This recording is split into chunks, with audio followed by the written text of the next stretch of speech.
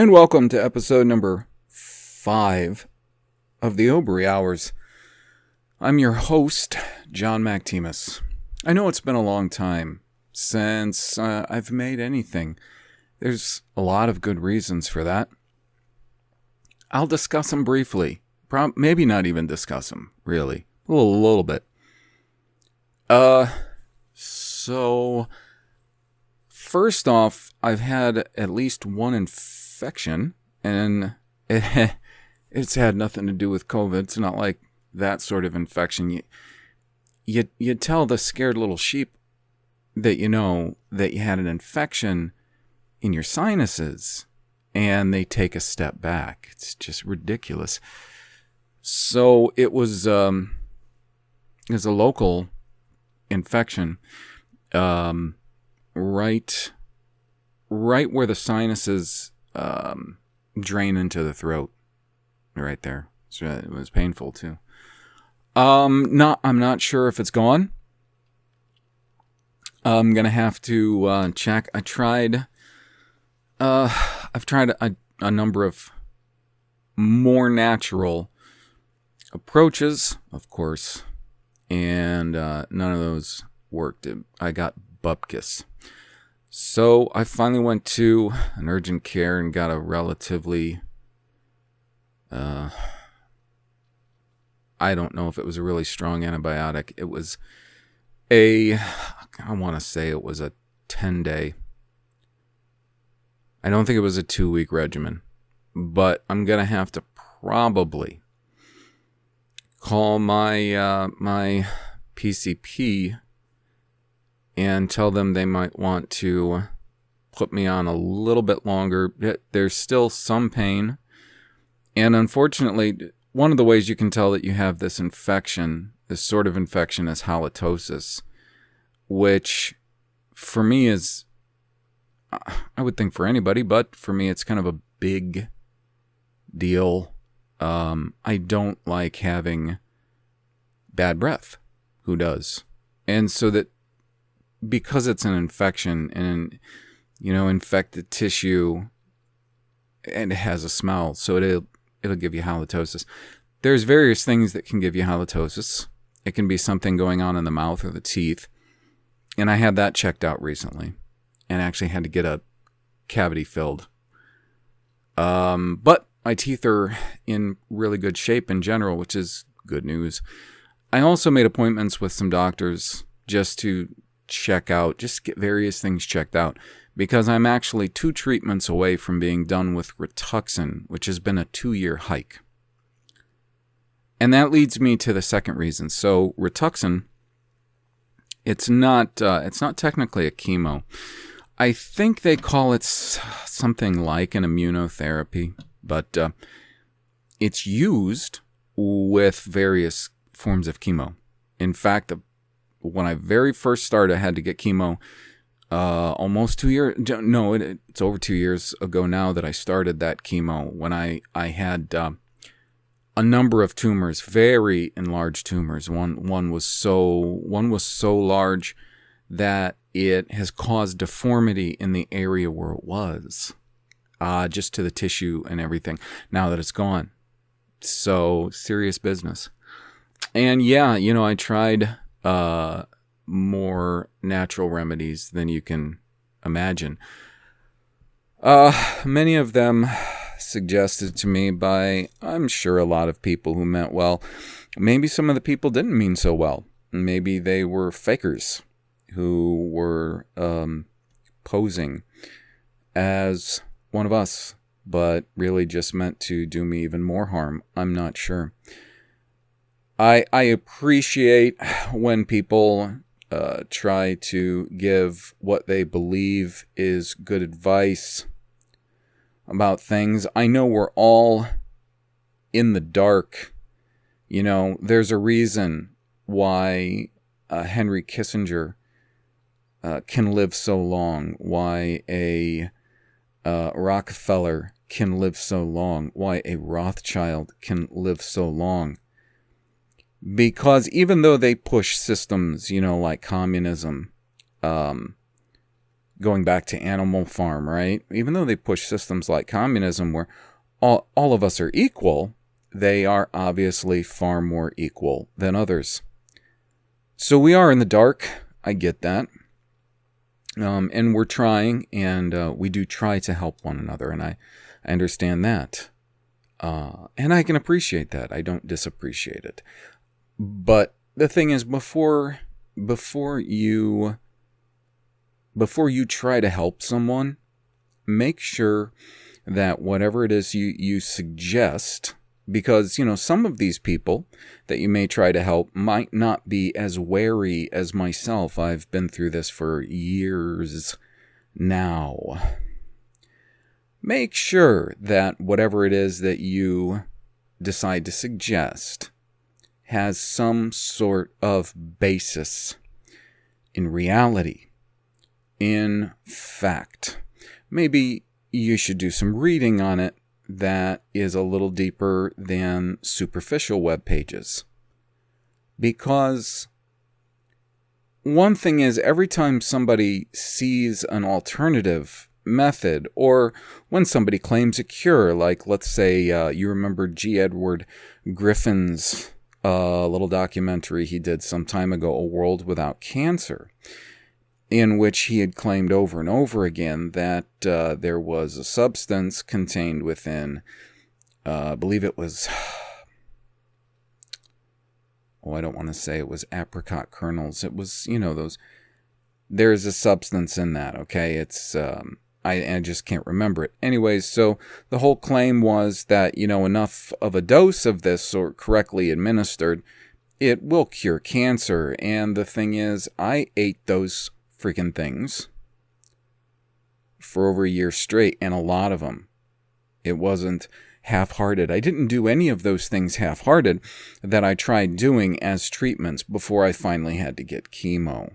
And I even tried a lot of really stupid things because there was a desperation. I really did not want to go the chemo route, because the chemo route, as is bearing out to this day, is very, very invasive. So now I'm 2 treatments away from being done with this Rituxan. The Rituxan is basically a treatment that is administered every 2 months for 2 full years after the chemo. And after you get your scans, find out you're in the clear, then you get to have this for 2 full years. Well, one of the biggest side effects of Rituxan, and I'm not sure if we even know all of the side effects,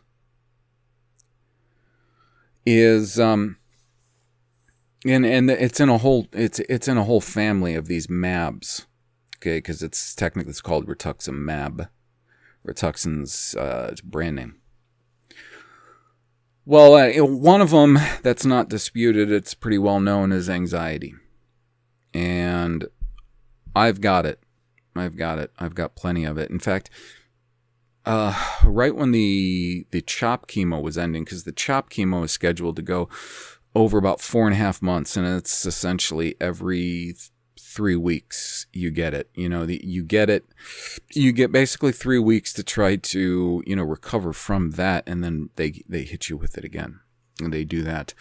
I think it's 12 courses or something, so it goes like 4.5 months.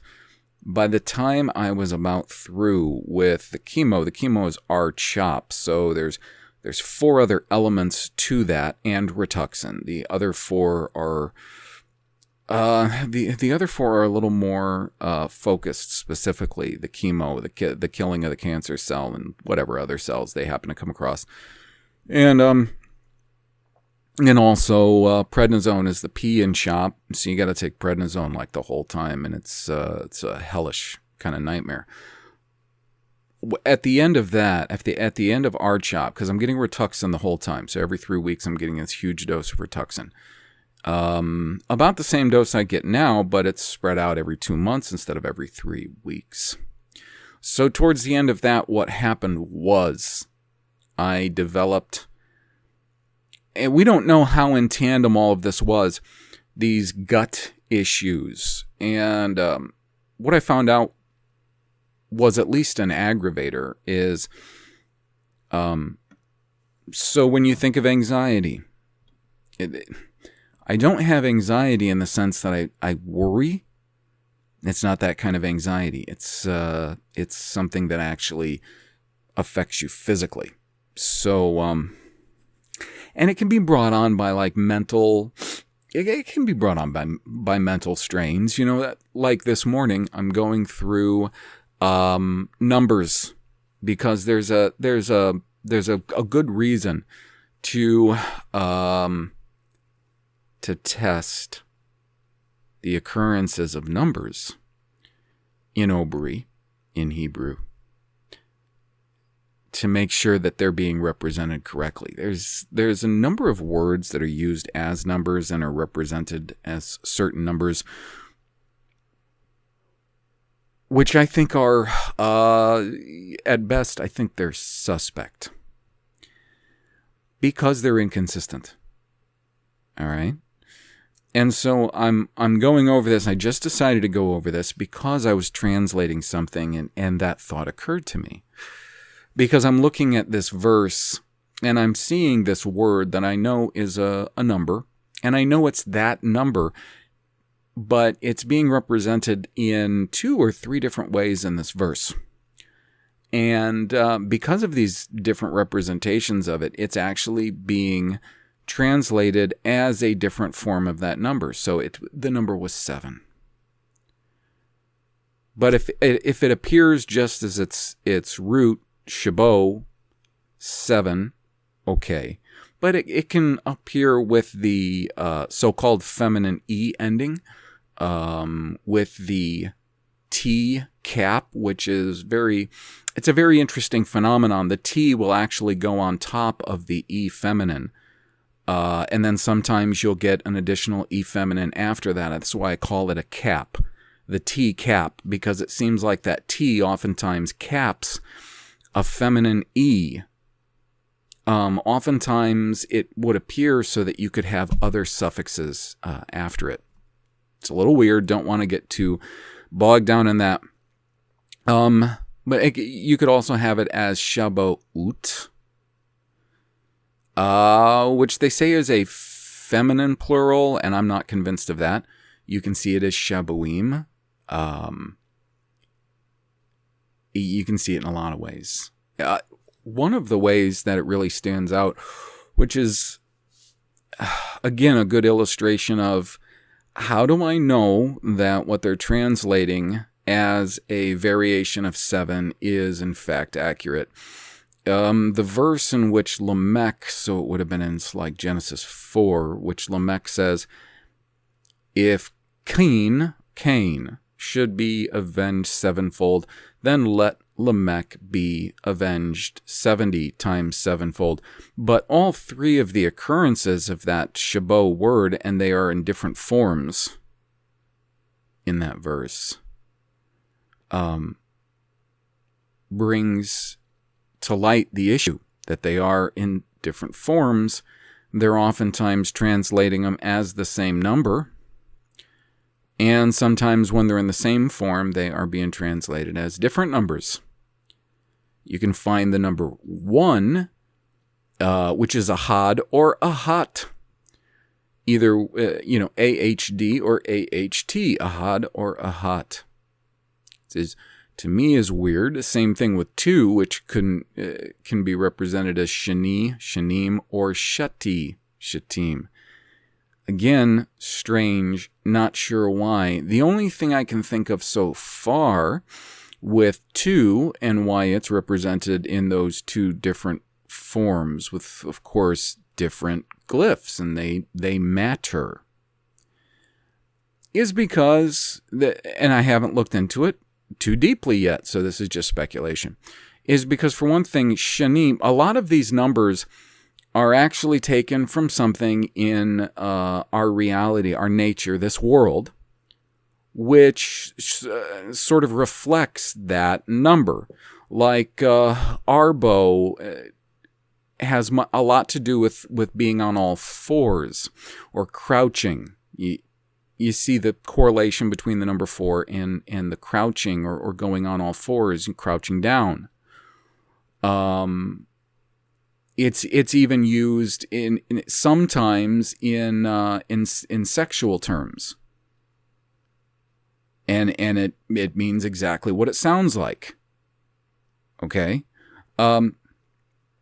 So the only thing I can think of with shanim and shatim is because shanim reflects, you'll see it a lot as tooth, but I think it more accurately reflects tusks. Always two tusks. Not always two teeth, you would hope. Always two tusks. And so that's shanim or shen. And then with shat or shatim, appointment and buttocks. And you would hope there is always two buttocks. So you kind of get the point. And so that thing with ahad, ahad means the tip of something sharpened. When it's sharpened to a point, something isn't sharp if it's really sharpened to 2 points. It would be one point. That's why it represents one, because of the singularity of sharpening something to a single edge, single point. The ahot with the T at the end anomaly is something that I have yet to look into. Long story, I'll bring it back. I have to go through. So what I got to do is I got to start with number 1, and I'm making a table. So what I'll do is I'll put in these cells all of the different ways that words representing the number 1 do occur. So if it occurs as just ahad, AHD, okay, I list that in a cell. And then next to it, I'm going to list all of the different ways it's translated. Is it translated one, first, other? You see. And then if I find it as ahad with the definite article e in front of it, ahad, I'll list that in the next cell down and do the same thing. Okay, the problem is, it's not the problem, it's just, it's something that, it takes a long time to get through. I'm going to do this without losing my place, I hope. There's about 900 occurrences of just the number 1. And what you have to understand is if you're just using tools that, like Blue Letter Bible or eBible or Bible Hub or any of those, and you're using the Strong's portion, they might give you the Strong's entry. So let's say ahad is Strong's entry H259. And they'll give it to you as it might be listed in Strong's. And Strong's is a very misleading work. You can argue all day over whether it's deliberate or not, but it is very misleading in a lot of ways. So the thing is, if you go to H259 in Strong's, and you'll see it as, and it will be in the block Jubru letters A, H, and D, backwards, of course, written from right to left. But the problem is, that word, just based on the table that I've been working on just this morning, it has 3, 4, 5, 6, 7, 8, 9, 10, 11, 12, 13, 14, 15, 16, 17, 18, 19. 19 different forms that it occurs in. Now, of course, some of those forms, some would say, well, that's a very simple variation, with the E at the beginning, being the definite article. Well, that's just simple. That's fine if it's simple, but the problem is it's translated as first, one, another, other, each, every, alone, or a piece. And one of the problems with that is if you go to another form like the simple ahad, without the definite article E at the front, it's translated in a few of the very same ways. Same with ka-ahad, which you would expect to be translated, if it was going to be consistent, as one or like one, but it's not always translated like that. It can be translated as together or alike. Okay, ba-ahad, which you would think would be something like with one or by one or something like that, but it can be translated in the same way as the simple ahad, first, some, or any even. Okay, so you understand that there's issues, and if there was a consistency as far as how OBRY is used and the translations thereof, first thing you would probably expect, since every time you see one of these simple numbers, in the way that OBRY works, and I believe that it is the basis of our modern numbering system, it does have simple numbers from 1 through 10. There is no 0. Okay? There's no 0. You would just have, like, you might see something like la-ahad, which would mean none. But 0 is just, it's not used. You could have words for none. Okay, you might have ayin, you might have la, these descriptive words, but you don't have a 0. You do have 1 to, kind of, it's very weird.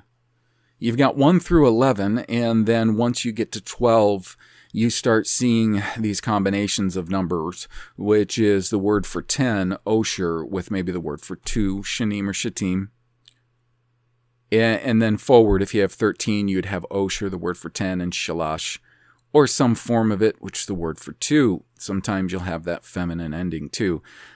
The point is this, if, and this doesn't work with 20, and I'm going to explain to you a little bit why, no, or maybe not why, but just give you the examples. So, if you see shalashim, that's the YM, it's supposed to be the masculine plural. Shalash would be 3. Shalashim, translated 30. Okay? So, the number for 4, arbo. Forms of arbo, and I really should check this. I don't have it in front of me. I think it would be arbo or arbo team 40.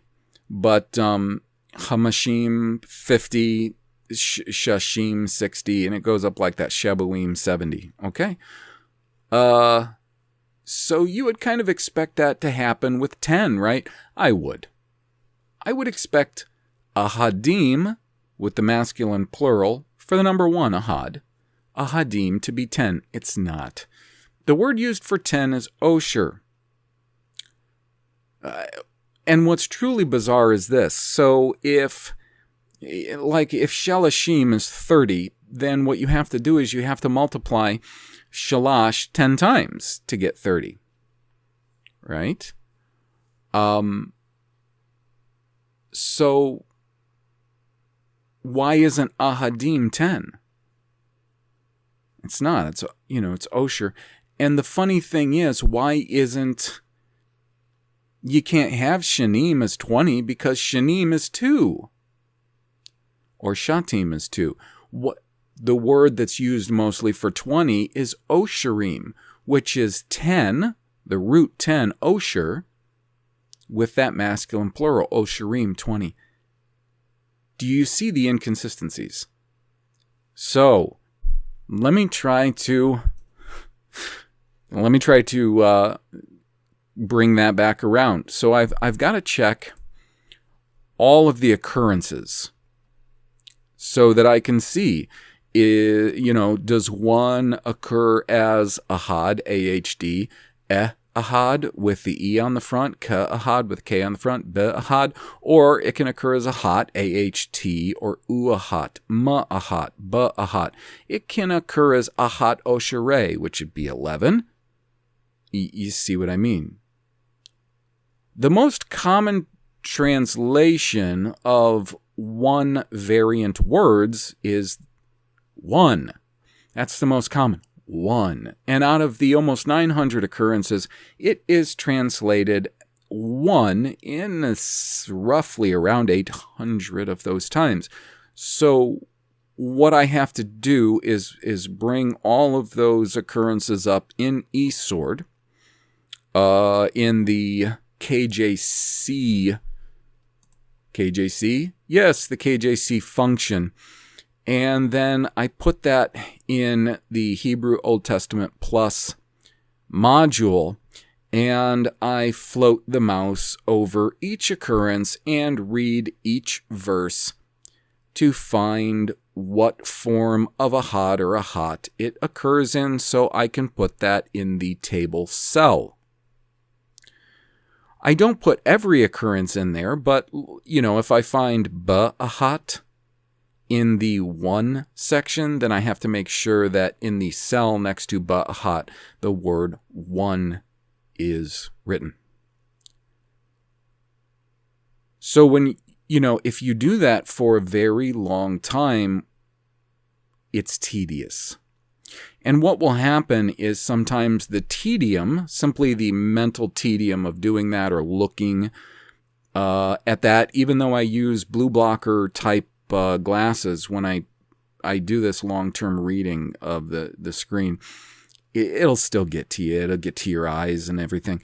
And so there's the tedium of your wrist, your right wrist and forearm and fingers. You click a mouse enough and it starts feeling like the skin is coming away from your fingernail. It wears away at you physically also. And here's what happens. So you add that together with some coffee drinking, which I do in the morning, and I drink plenty of it.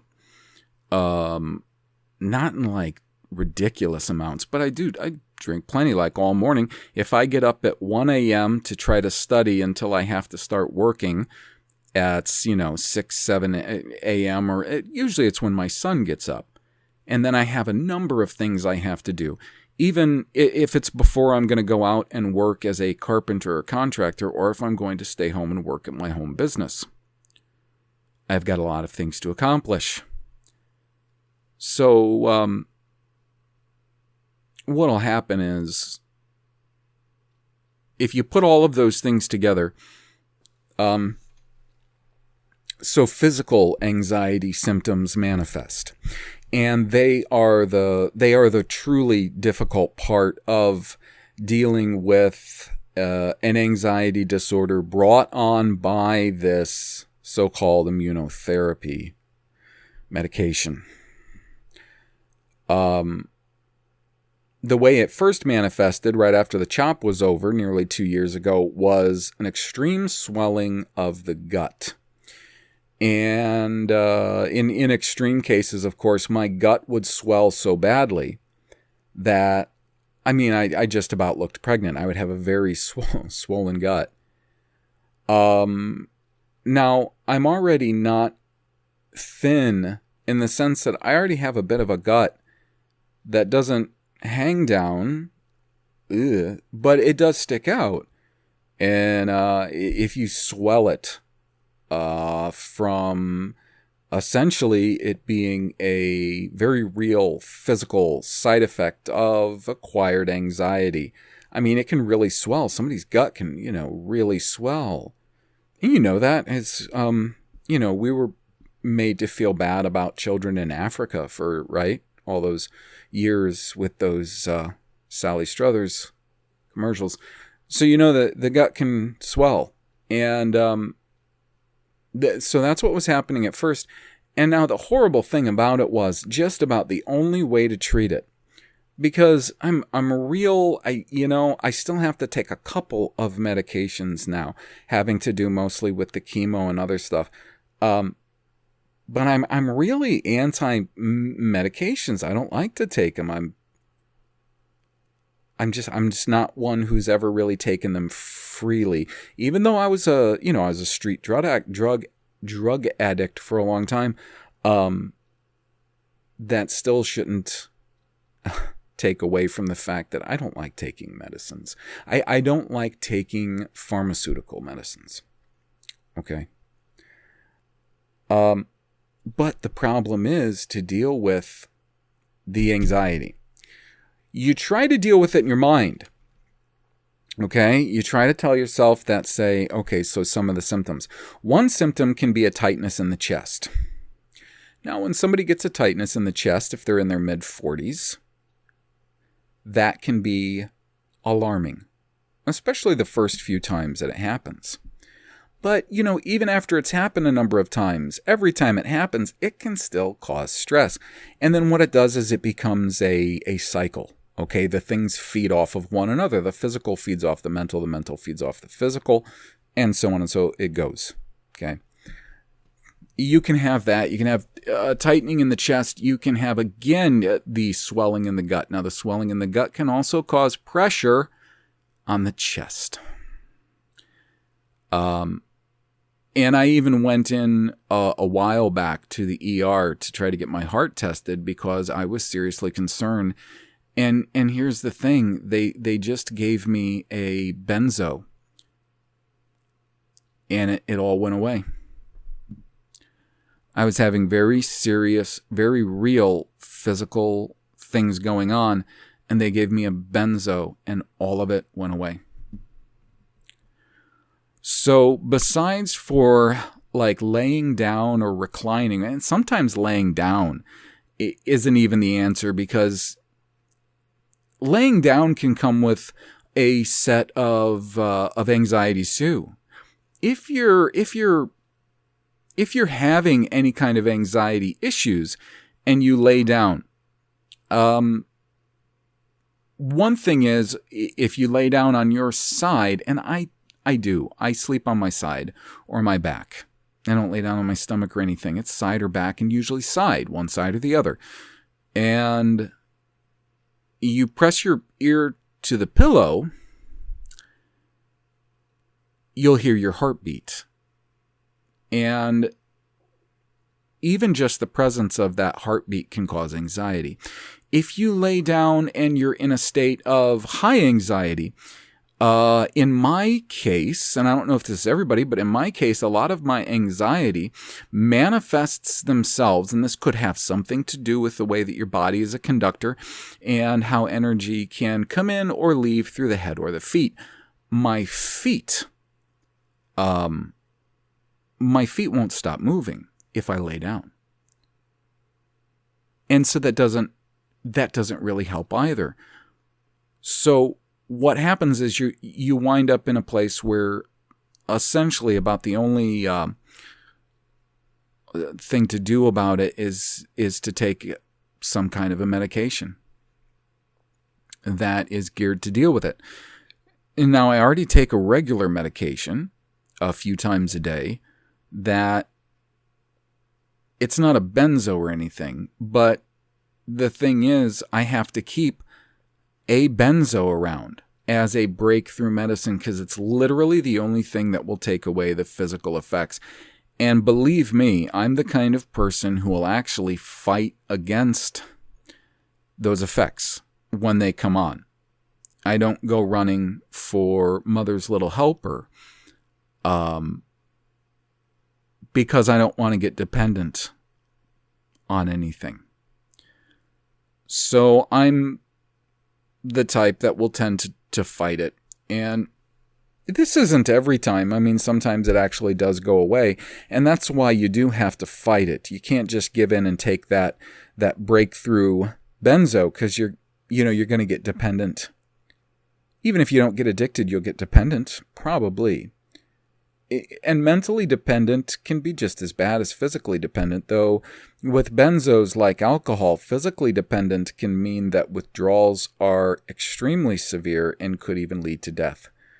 Those two substances, alcohol and benzos, withdrawals from those two, which, just as a side note, the sadists that run a lot of the local county jails tend to let people detox from substances like benzos and alcohol with no treatment whatsoever.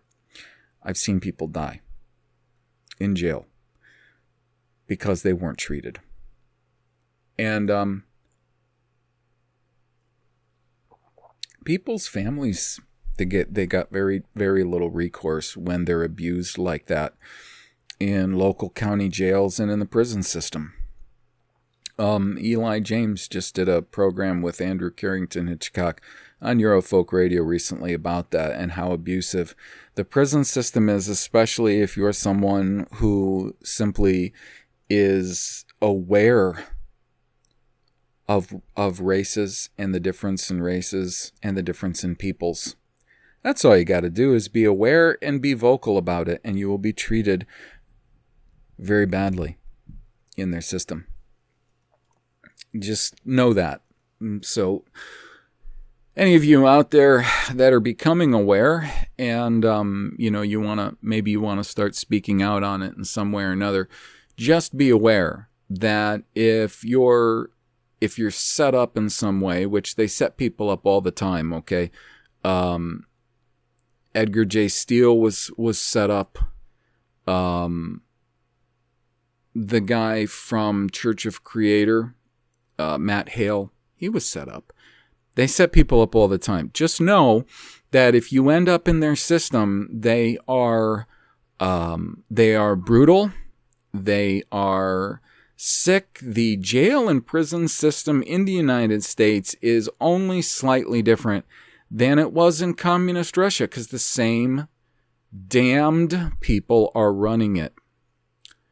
And the only thing that's keeping them back from like the straight gulag is that there are still people that work in it or can create pressure from the outside that still have a conscience.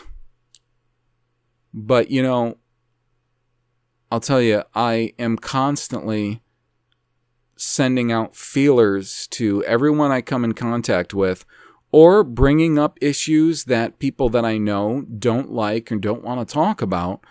I'm constantly doing this, and the amount of people that are out there that will even put any kind of thought or give any attention to all of the issues that we are facing, and that, of course, our children and grandchildren are going to face in an even worse way than we do if we don't do something, it's ridiculous and sickening how few people give this any real attention. Just know that.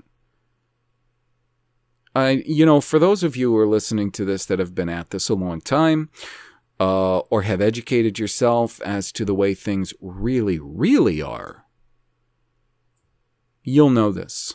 You'll know a lot of these things.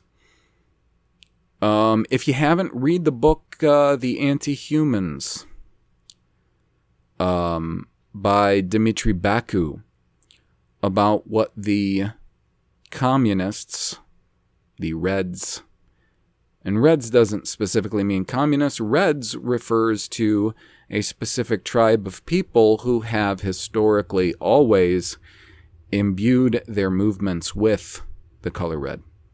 What they did to Romania and the people, the young students of Romania who were nationalists. And the funny thing about being a nationalist is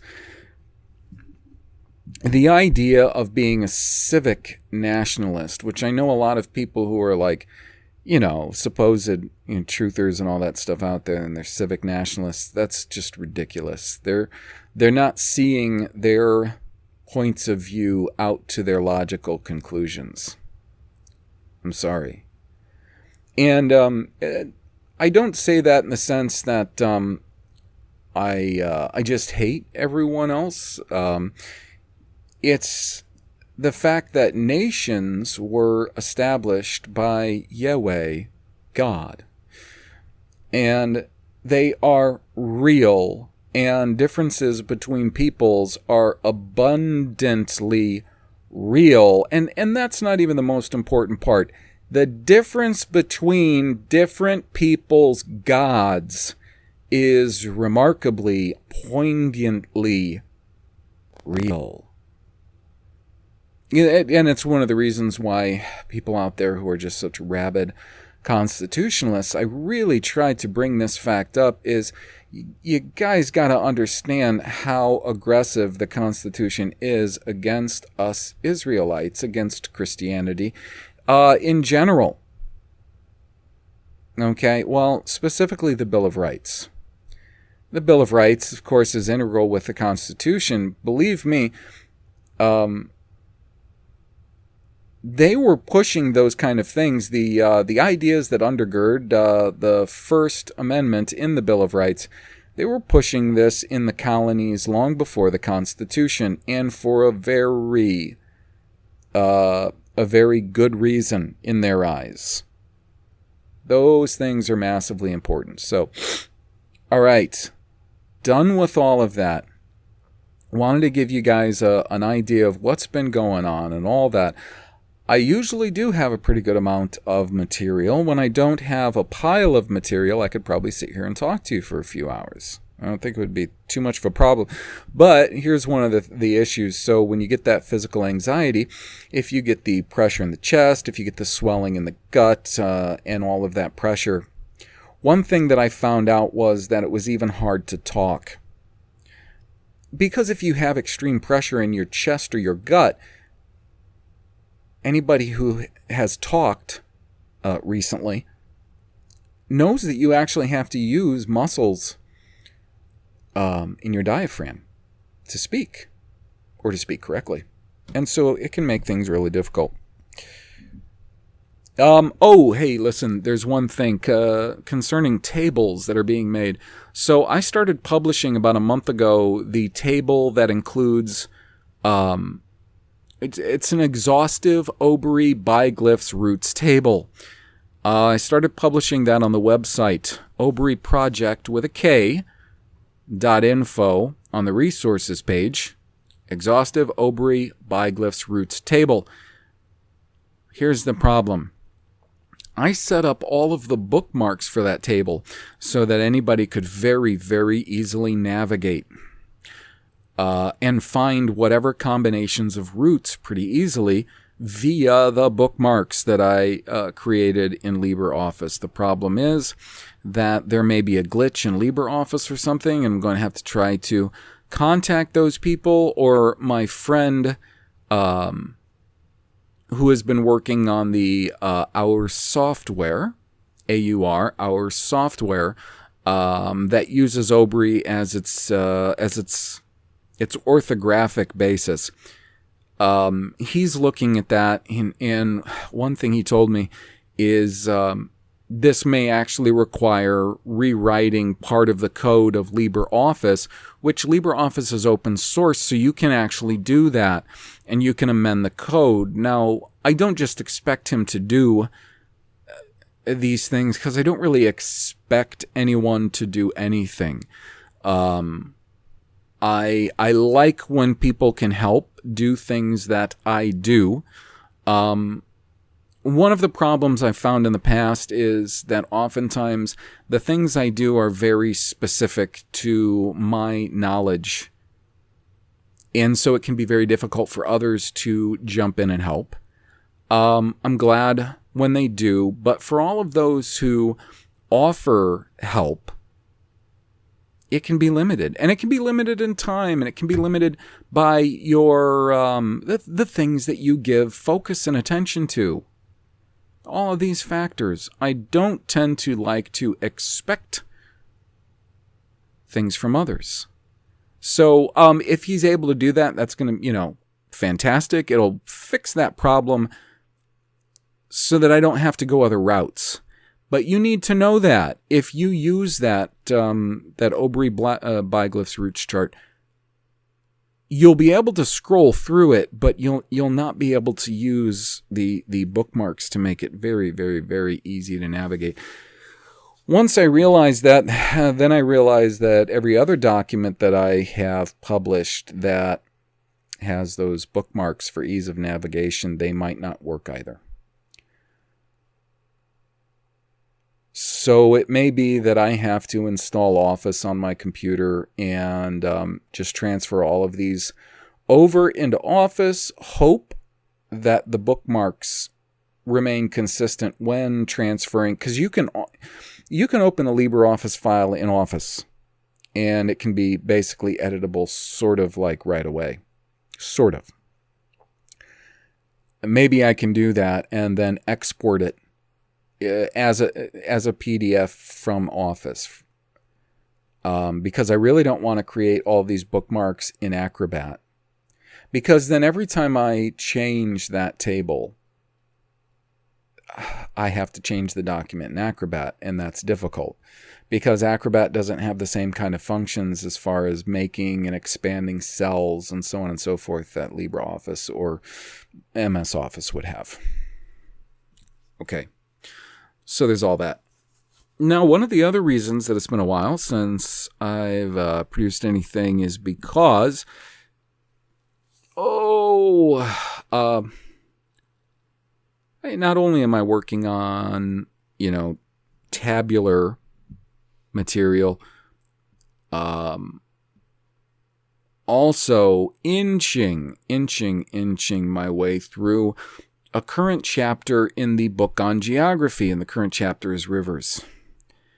And it's actually most specifically the River Jordan. Now, I don't know if I can do a whole chapter on Jordan or not. But there's some issues concerning Jordan and concerning language that I just haven't been able to work out yet, and I have other things that I've got to do also.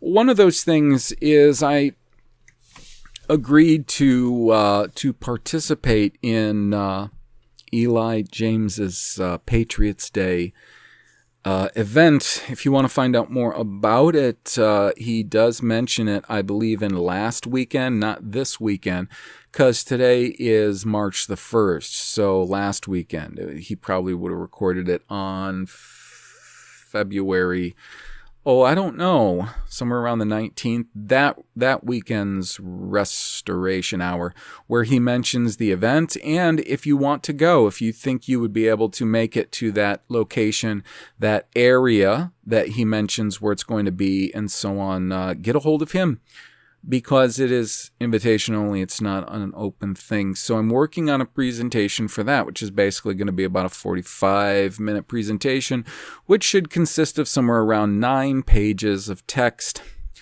And I am attempting to include a whole lot of information that I haven't before. It has to do with the distortions of the text by the Masoretes. So there's a lot that I want to cover that I haven't covered previously. So there's a lot of research work that goes into that, compiling a lot of notes from a lot of Jewish sources, mostly. But along the way, and that's one of the reasons why I make this, whatever it is it a podcast? I don't know. It's not regular. This thing. Because there's all these little things along the way. Sometimes there's great big important things that I want to talk about right here. Sometimes there's things that I hear that really make me upset, and I just got to kind of air that out. But then a lot of times there's these strange things that I see just in the course of doing research, figuring things out. And I tend to take note of these things. If they're interesting enough, I follow them as far as I can.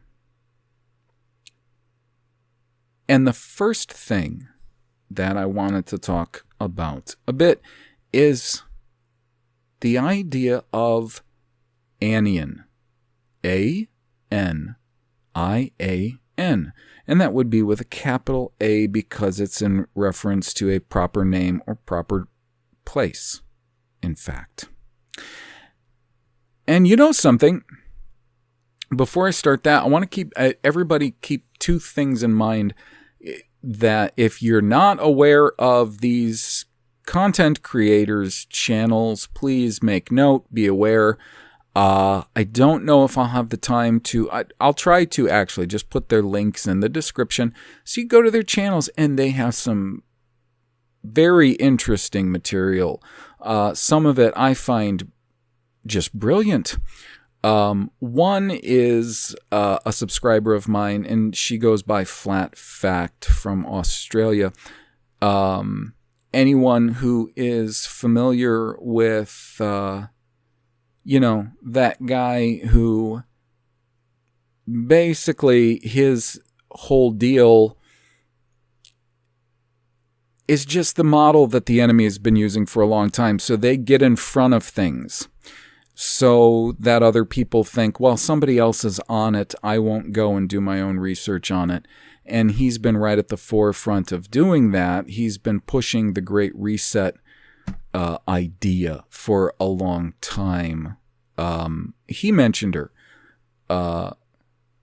which was really great. It doesn't detract. I hope it doesn't detract from her work. Those who understand that he is controlled opposition, I don't want that to detract from her work. Controlled opposition people actually use genuine researchers all the time to try to provide a greater sense of verity to their own person and persona and work.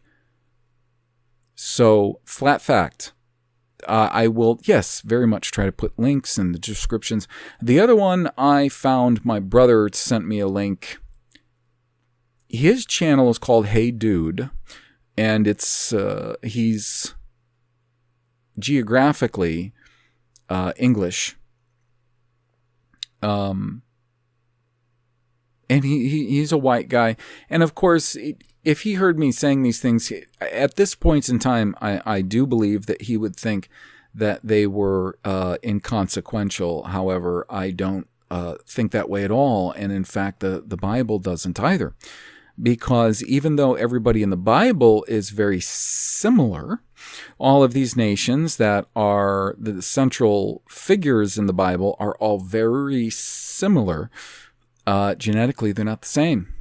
And so it is important. I do always want to point out who, people are and of what nationality they are and so on and so forth.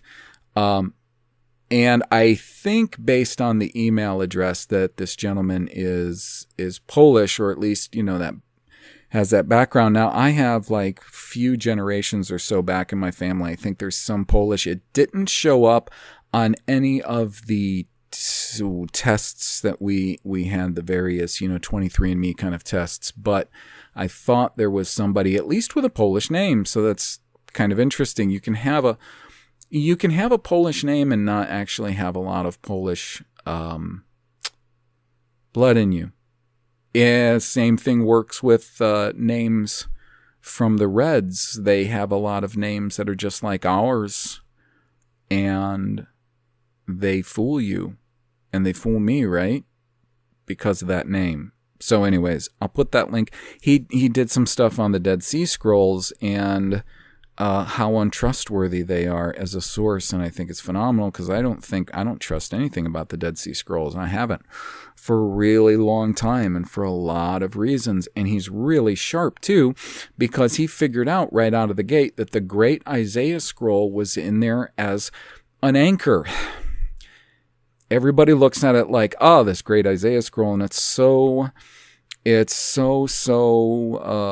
similar to the other texts that we've gotten our so-called Old Testament Bibles, early scripture portions of our Bible from. These things must be accurate. These people must have been in their sound mind, these Essenes. And so I'm going to trust all of these other non-biblical, apocryphal, deuterocanonical, sometimes just weird writings, and he makes a great case against them.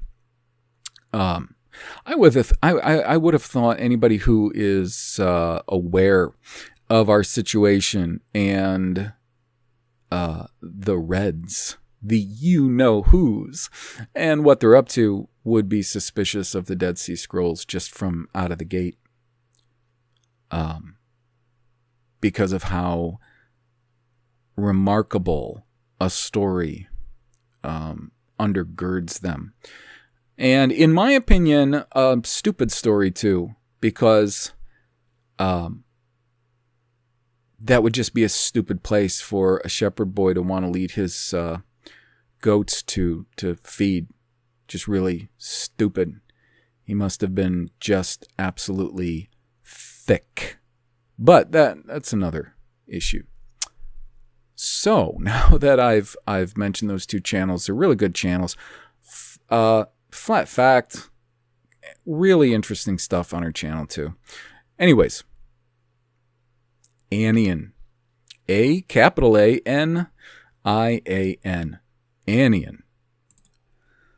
So maybe it's most effective if I kind of start at the beginning with Anian.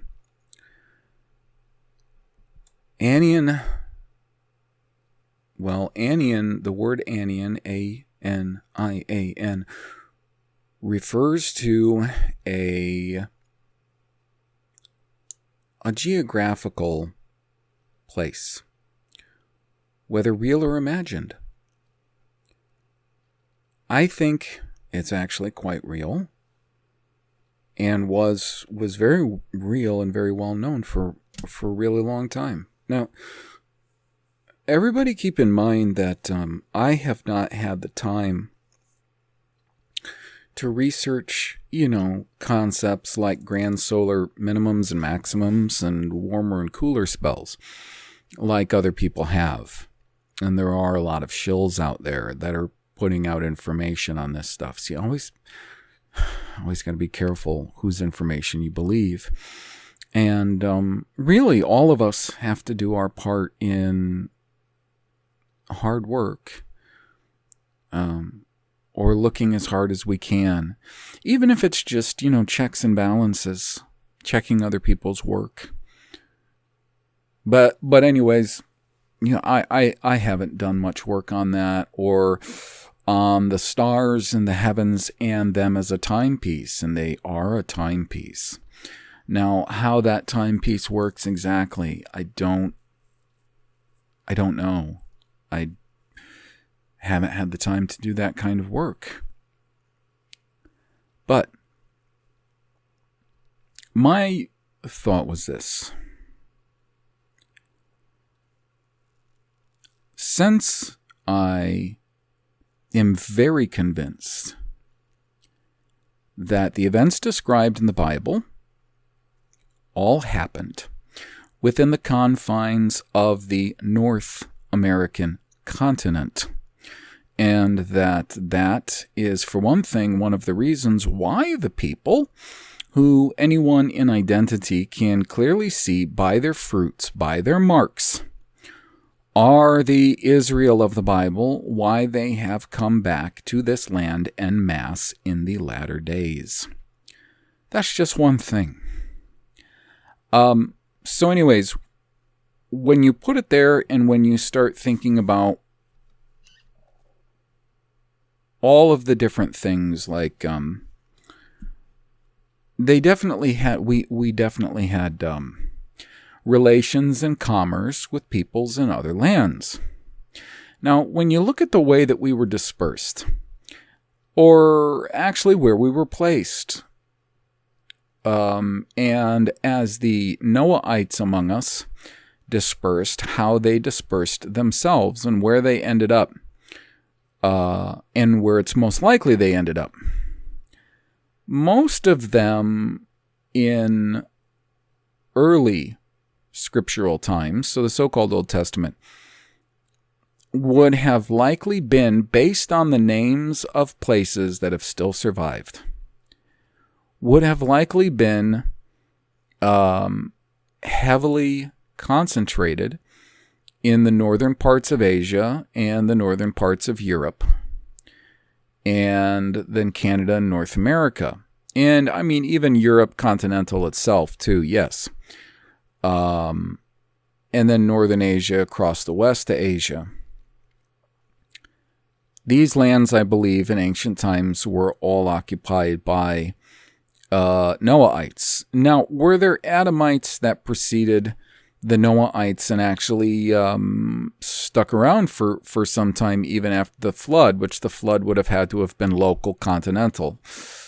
I think that's entirely possible, sure.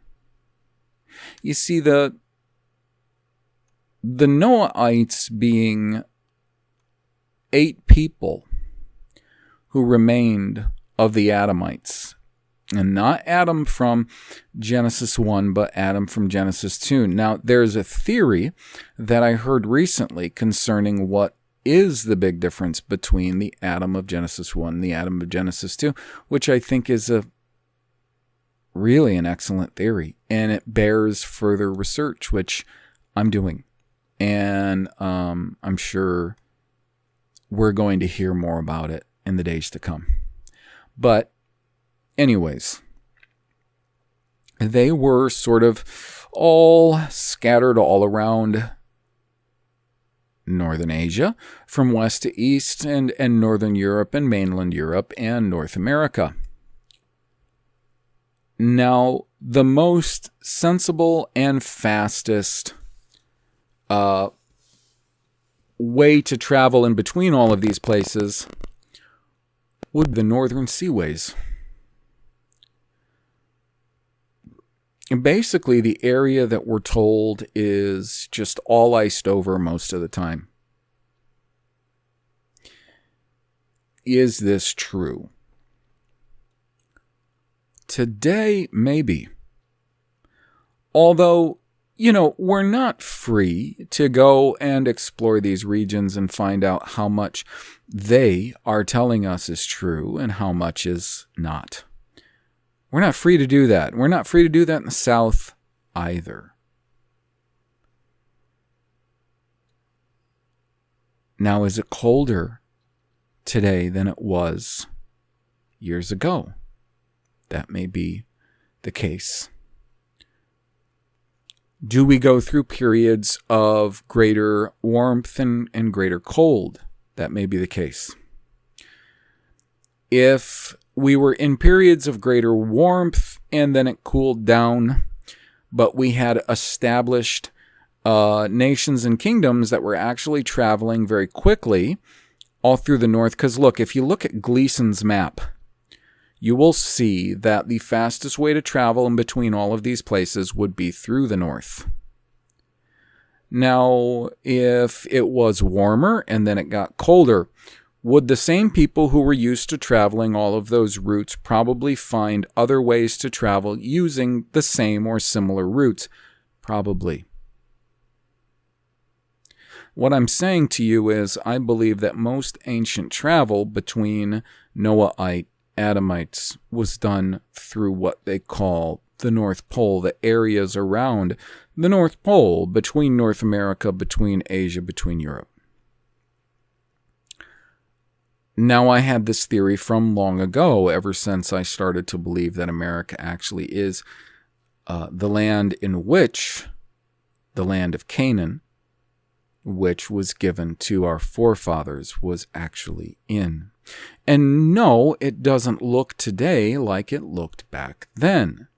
But there's a lot of reason to believe from the Bible that there was a great deal of destruction, both militarily and also by Yahweh himself via our accumulation of lawlessness. Actually, you'll see a theme throughout the so-called Old Testament, the early scriptures, of us polluting the land with our lawlessness, our sin.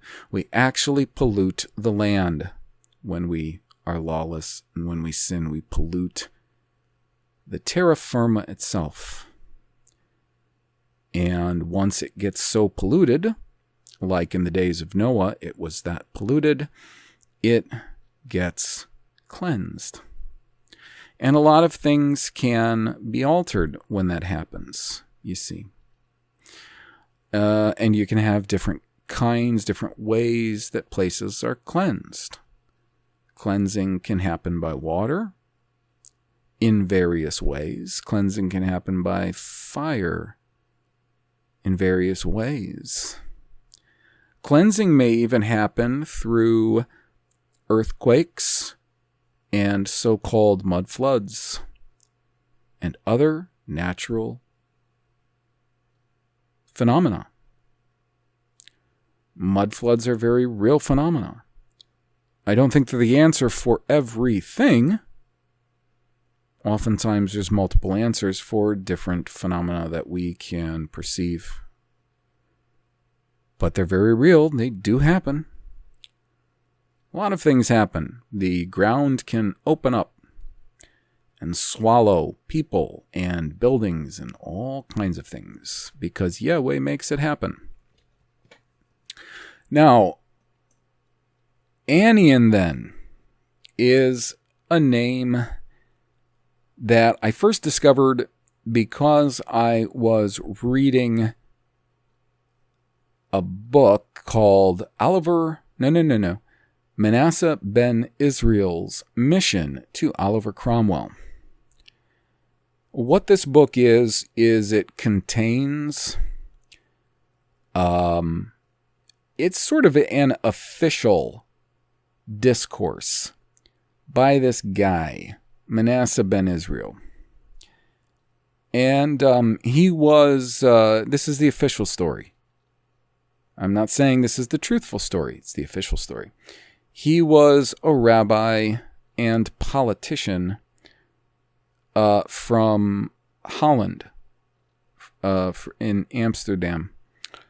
And he was one of the big shots of the Jews and instrumental in bribing that disgusting, cowardly traitor Oliver Cromwell into committing regicide and getting the Jews back in England, because they wanted very much back in England, because England was, especially at that time, sort of the centerpiece of the birthright of Joseph, because you see Ephraim and Manasseh comprise Joseph, and a great deal of the birthright blessings were to Joseph's two children, which Jacob converted into his eldest two children. Because Reuben sort of got knocked out of that position because he had sex with one of Jacob's concubines, huge no-no. And Simeon got knocked out of position too because they went behind Jacob's back. Simeon and Levi did. They went behind Jacob's back. Jacob had made an agreement. I don't know how much I agree with the agreement he made. However, I am finding out a great deal about women's roles in a genealogy of a people. Now, I don't know if what Jacob did was necessarily wrong or not, but the thing is, his sons defied him and caused, in his eyes, a great deal of difficulty for him and his entire family in the land of Canaan at the time. So he kind of knocks Simeon out of place too. After Simeon, you have Levi. He gets knocked out of place, and so forth. So what he does when he knocks Reuben and Simeon out of place like that because of their behaviors, he instead puts Joseph's two sons in their place as far as the birthright. The birthright's really important. You can see that patriarchal birthright in Genesis. Big deal. And it is a big deal. It's a big deal. It's a big deal that Esau despised his birthright. And by saying despised it, Esau didn't care. He didn't have the faith that the great and only Elohim, God, Yahweh, was going to produce in him and his seed all of the great blessings and promises that he had promised to his father Isaac and his grandfather Abraham. Esau didn't care about his birthright. Esau cared about his happiness, his pleasure, his own ways and wants and desires and doings here and now. Did not care about his birthright. So he lost it.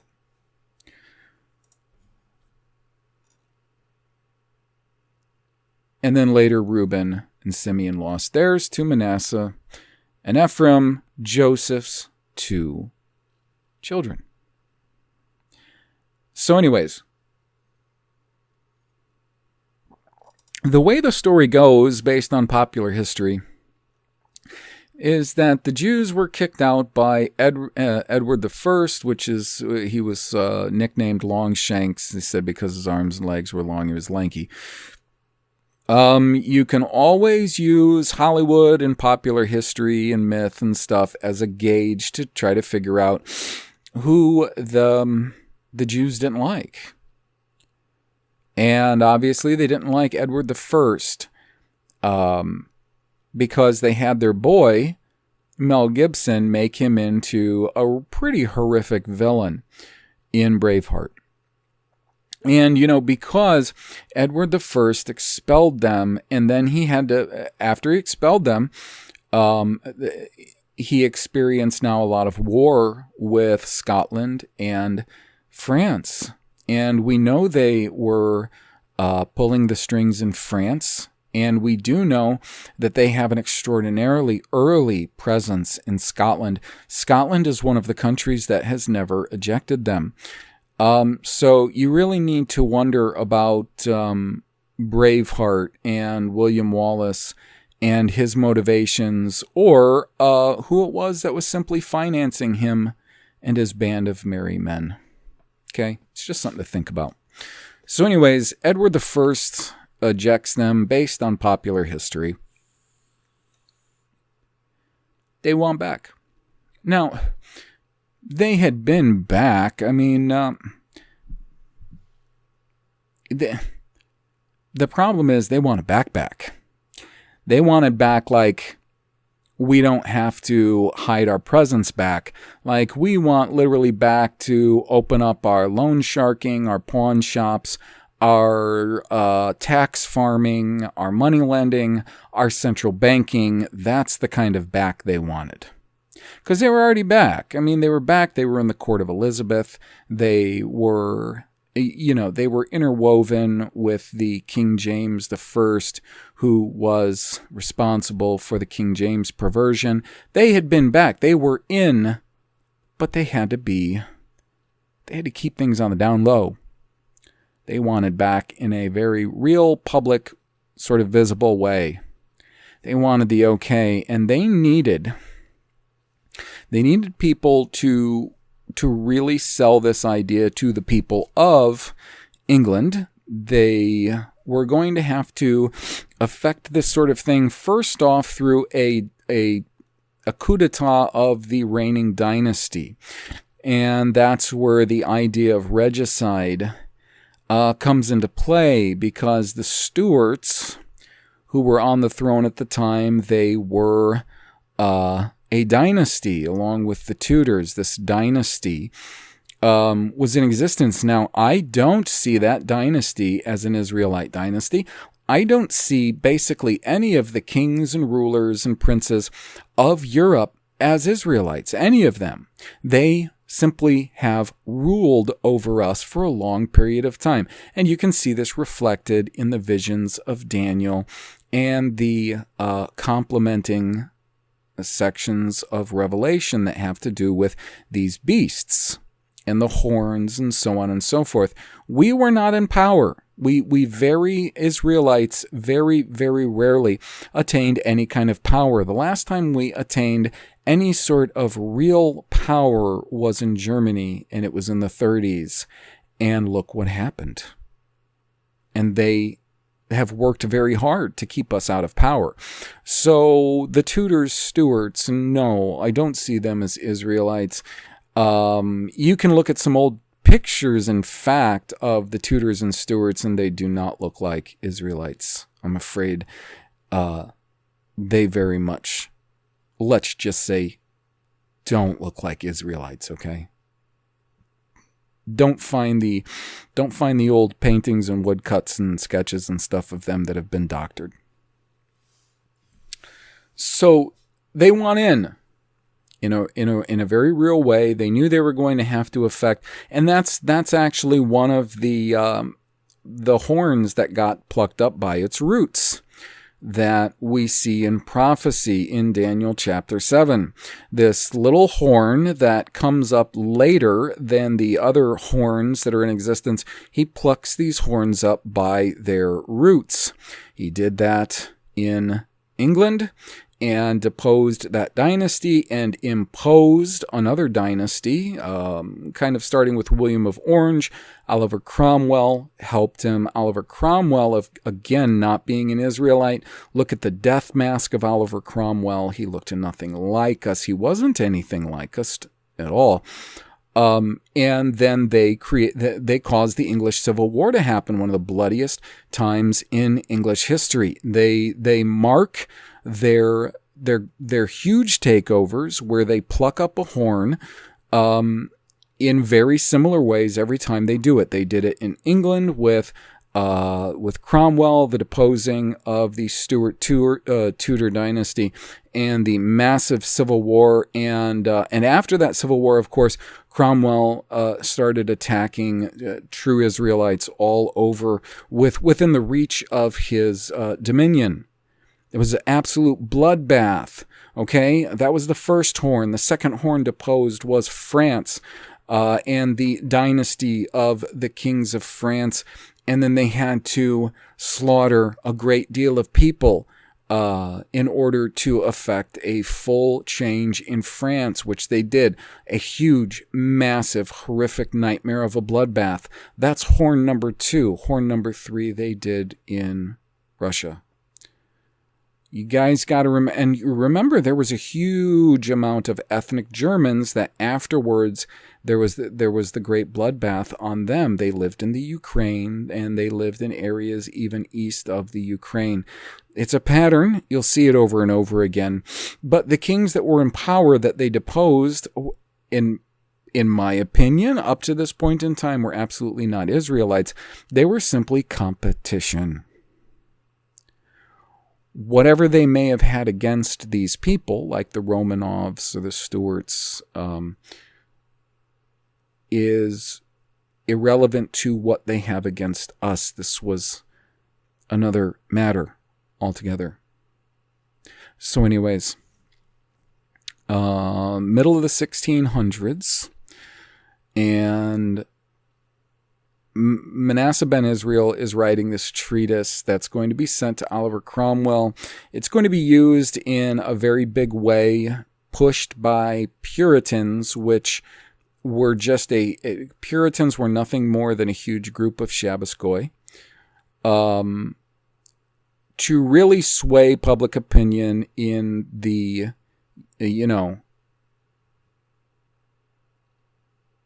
it pisses me off because every time I just want to say the word Jew, I something clicks in my head and I think, well, should I call them Red? Should I call them the tribe? Should I call them this? Should I call them that? Should I call them shoes? What should I call them? I mean, how many freaking code names do we have to come up with? Because it really inhibits what I'm trying to do here and what I'm trying to say here. It just irks me to no freaking end. Anyways, so it was published because it was used to try to sway public opinion in the favor of the do I have to say like who's? If I say Reds, will you know? Because that we should know. We should never think of a political ideology when we say Reds. We should think of the people who always identify with that color whenever they impose any kind of. They did that in the English Civil War. Why do you think the model army and from then on became known as the Redcoats. Anyways,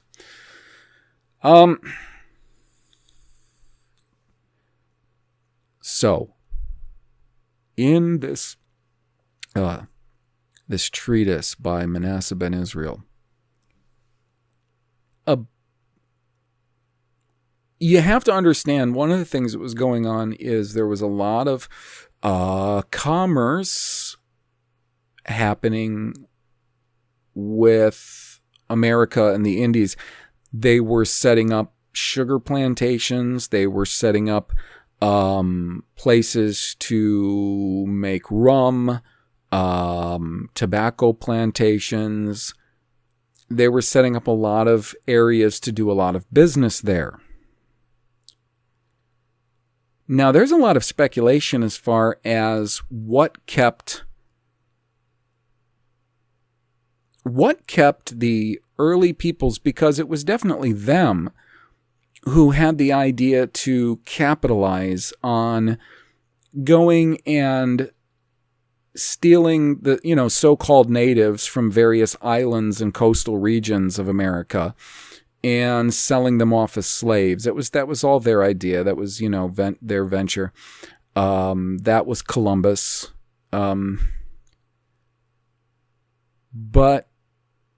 what made them so reluctant to go there?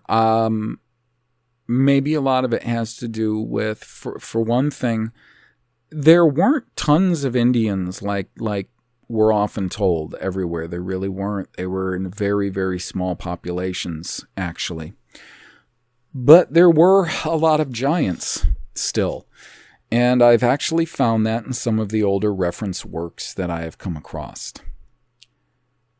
I don't want to get into that rabbit trail, but Manasseh ben Israel is taking the work of a guy whose name was Thorogood. Thomas Thorogood, who wrote a book. I think Thomas Thorogood's book was The Hope of Israel. He called it. Of course, a lot of people have written books since then called The Hope of Israel. Manasseh ben Israel basically pulls a lot of the material from Thorogood's book, which Thorogood had published his book right before this, fortuitously. And so the part of the sell here first is, and a lot of people were pushing this at this time, that the American Indian, actually, and this theory relies on ignorance. The American Indian represented the lost 10 tribes of Israel. And it's really funny because actually Thorogood and then Cromwell spend a great deal of time comparing the American Indians, whether it's in the North, in the Central, and the South, with the Jew. And this is what's so funny because it relies on ignorance. You have to be ignorant to buy this stuff. You know what? I don't have the first problem with any ancestor of American Indian out there comparing themselves with the Jew. You go right ahead. I'm sure you're very much like them. Or vice versa. But what it doesn't make them is the Israelites. They don't qualify. They don't have the fruits. They don't have the blessings. They didn't have the numbers. They still don't have the numbers. They don't have dozens of markings that are needed. But this was the scheme.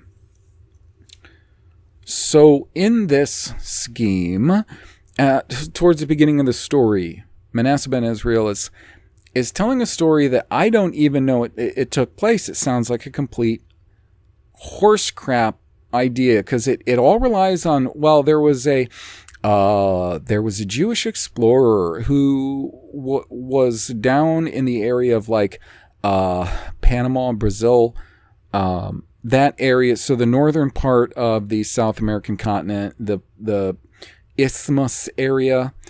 And he was traveling inland for some inexplicable reason, probably having to do with commerce, so on and so forth.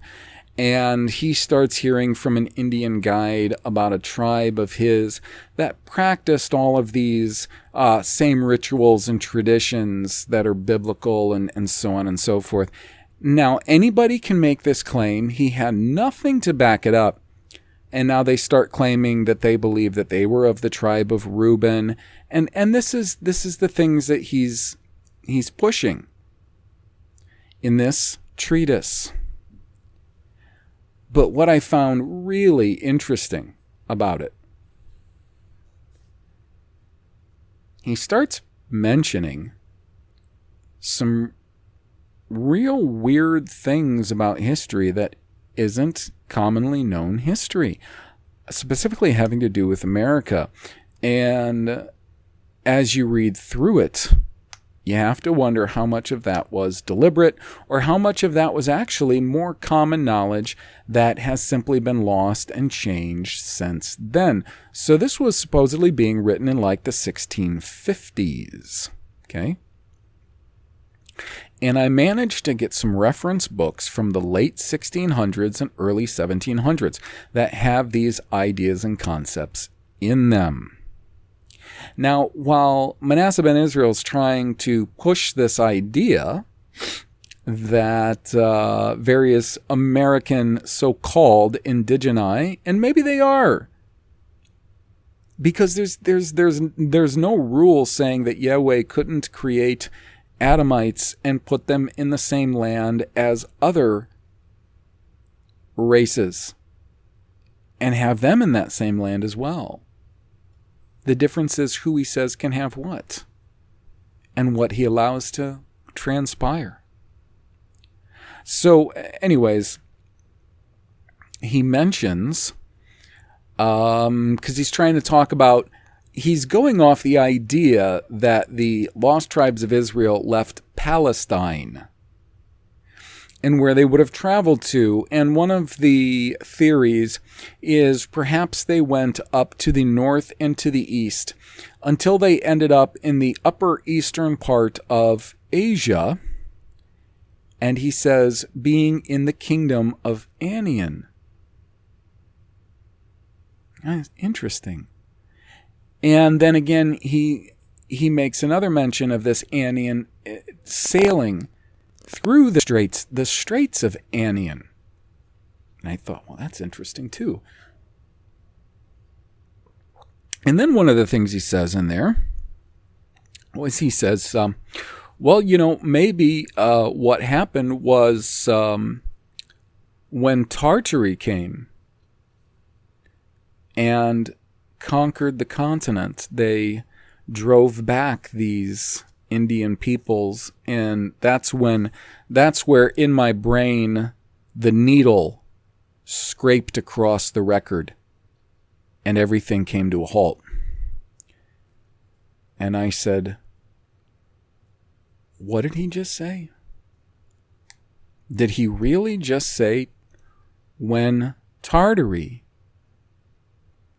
came and attacked the Americas or conquered the Americas? And I had to reread that, and it goes something like this. Okay, here, let me just read some of this to you, okay? This is from Manasseh ben Israel's mission to Oliver Cromwell. If you get the digital copy of it, this would be starting on page 120. In the actual text itself, it's on page starting on page 20 of that part, because there's this huge introduction by another Jewish guy who is basically doing kind of just a lot of damage control, basically trying to tell the reader what they should think of all of this before they actually read it and start thinking for themselves. So starting on page 20, what he's doing is he's trying to make a case for why the lost tribes would have ended up, in the Americas if they started out in Palestine, right? Because you have to do that. That's got to be all of your assumptions, is that it started in Palestine. Here's how they ended up there.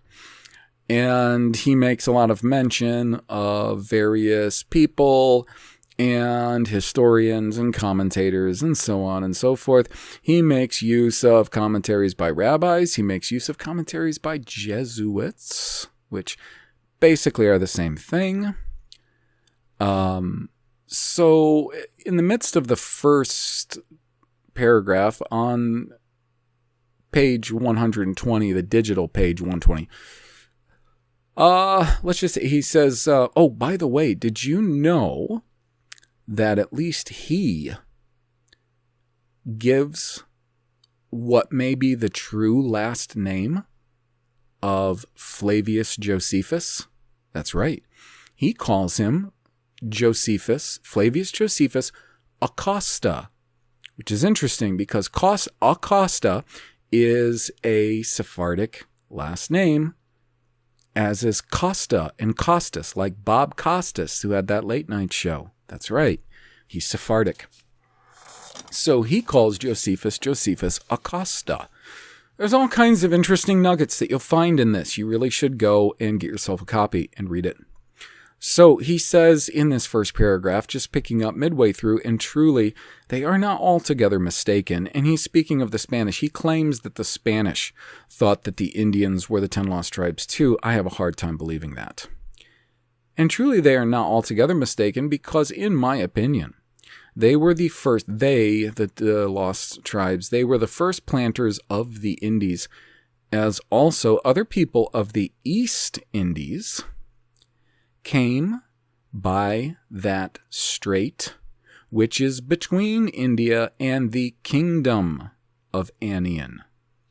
But that people, according to our Montezinus, made war upon those inhabitants, the Israelites, whom they forced up into the mountains and the inland countries, as formerly the Britons were driven by the Saxons, those awful Saxons, into Wales.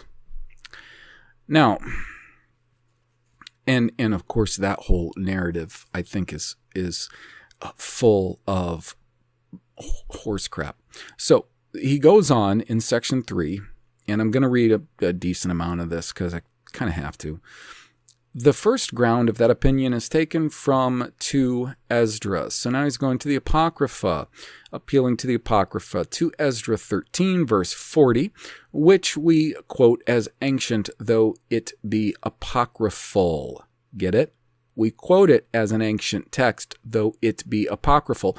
So he's drawing a contrast between the ancient text, the Bible, and the Apocrypha, where it is said that the 10 tribes which Salmanasar carried captive in the reign of Hoseas, the king Hosea of the northern kingdom, beyond Euphrates, determined to go into countries far remote, in which none dwelt, whereby they might the better observe their law. As they passed over some branches of the Euphrates, God wrought miracles, stopping the course of the flood till they had passed over, and that country is called Arsareth. From whence we may gather that the 10 tribes went to New Spain and Peru. So he's basically saying, like the Americas, Central America, and South America, because most of South America was called Peru. Peru is actually mentioned in the scriptures as Peravim. And possessed those 2 kingdoms, that was my insert, and possessed those 2 kingdoms till then without inhabitants. Okay? If you say so, buddy. Now, Gene Brardus, quoting Esdras concerning that wandering of the 10 tribes, saith that Arsareth is Tartaria the Greater, and from thence they went to Greenland. From Tartaria the Greater, Arsareth. Arsareth would have to be to the northeast of sort of the headwaters of what's called the Euphrates, which is not the biblical Parat, because the biblical Parat had to run in a different course than the Euphrates does.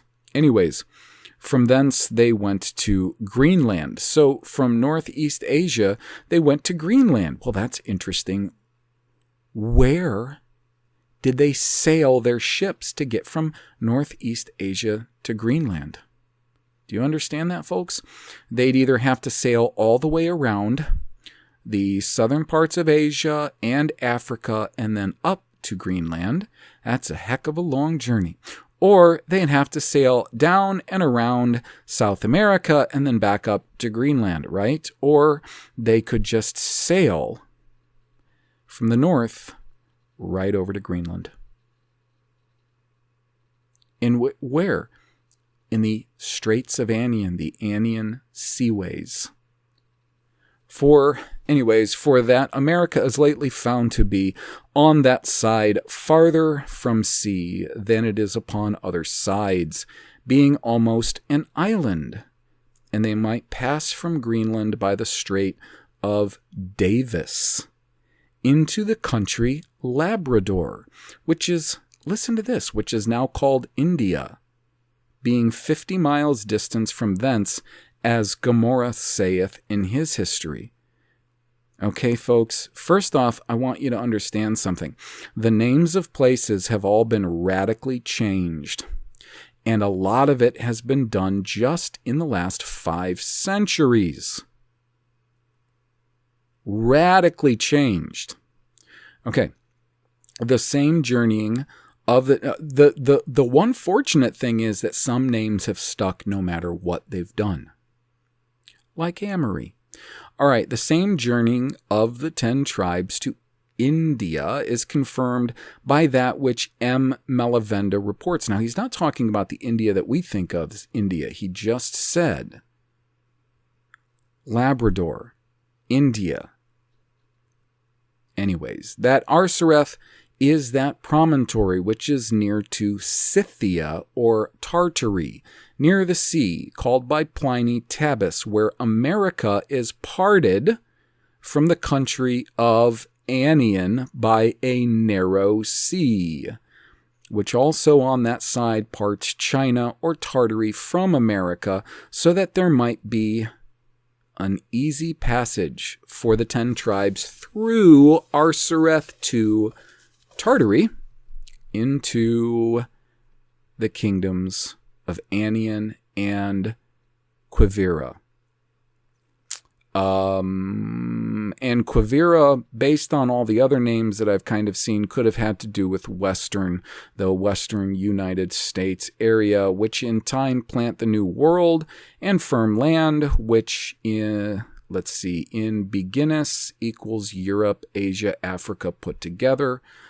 Alonsus Augustinius, counting from the shore of the North Sea, the country of Labrador, 3,928 miles, and from Sur, 3,000 miles. Gomarus counts from India by the south, and so on. Okay, now, something that's interesting, and I'm going to do this search while I have this going. Something I want to point out, what he is saying is this. He said that in making his case that they had left from Palestine, because he has to, he's causing them to go northeast. So he's tracking geographically northeast, based on the understanding that most people would have had in the mid-1600s of geography in the world. And he gets them into Northeast Asia, which he calls Tartary the Great. Now, I have checked other old sources that confirm that this northeast area of Asia was called Tartary the Greater, and the areas of Europe, Tartary the Lesser. Now, when he gets up to the further northeast parts of Asia, that is where he places the kingdom of Anian, because he said there was only a small strip of water between America and the kingdom of Anian. And those seaways would have been up to the north. between America and Asia. And it could have been that all of that seaway all around there could have been Anian, or just the seaway between the northern and northeastern parts of Asia and the northern northwestern parts of North America. Now, he does mention Tartary a few times. What I find was really interesting, I may be able to find the reference right now. I may not, but I am going to mention what he says. I'd like to find the reference, but if I don't, sorry.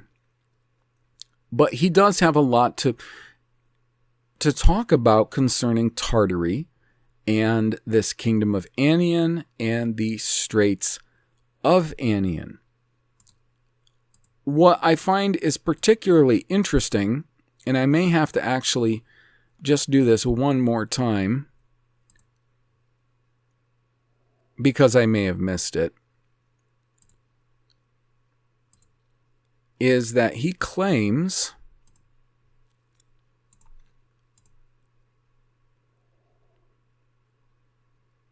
they spread into more provinces before mentioned and into Tartary.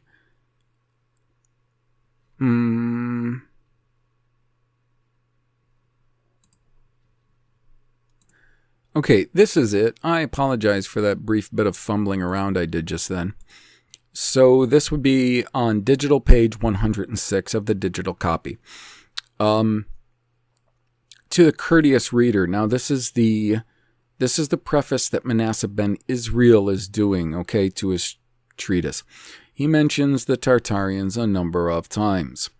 And he says in this, concerning this Montezinus, who saith that the first inhabitants of America were the 10 tribes of the Israelites, whom, now get this, whom the Tartarians conquered and drove away, who after that, as God would have it, hid themselves behind the mountains Cordillerae. Now, the mountains Cordillerae is what the North American Rockies. They continue these mountains down through Central America, and they even consider the Andes, this all one mountain chain that they call the Cordillerae. They call it the spine of the Americas, North and South America. They call it the Cordillerae, whom the Tartarians conquered and drove them to hide themselves behind the mountains Cordillerae. All right. Now that's really interesting. So I was interested in this whole idea of travel because commerce would have been booming if the peoples of Northern America, the peoples of Northern Asia, and the peoples of Europe and Northern Europe, and Greenland and Iceland, all of these regions, all around, when you look at the Gleason's map, all around within a certain area from dead center, would be traveling. They would be doing tons and tons of traveling in this northern area that today we're told not much traveling is done because it's always iced over, it's always pretty much closed, and so on and so forth. However, if that isn't the case and we're being lied to, or if that were not always the case, then most of the travel would have been done up there, a place which is most commonly referred to as Anian. And don't try to find it very often, Anian, in reference works made within the last couple hundred years, because it's basically been scrubbed or it's just ignored. This is one of their chief tactics, is if they want something really, really put out of everybody's mind, they do not attack it. Absolutely not. They ignore it. They give it the silent treatment and they scrub it.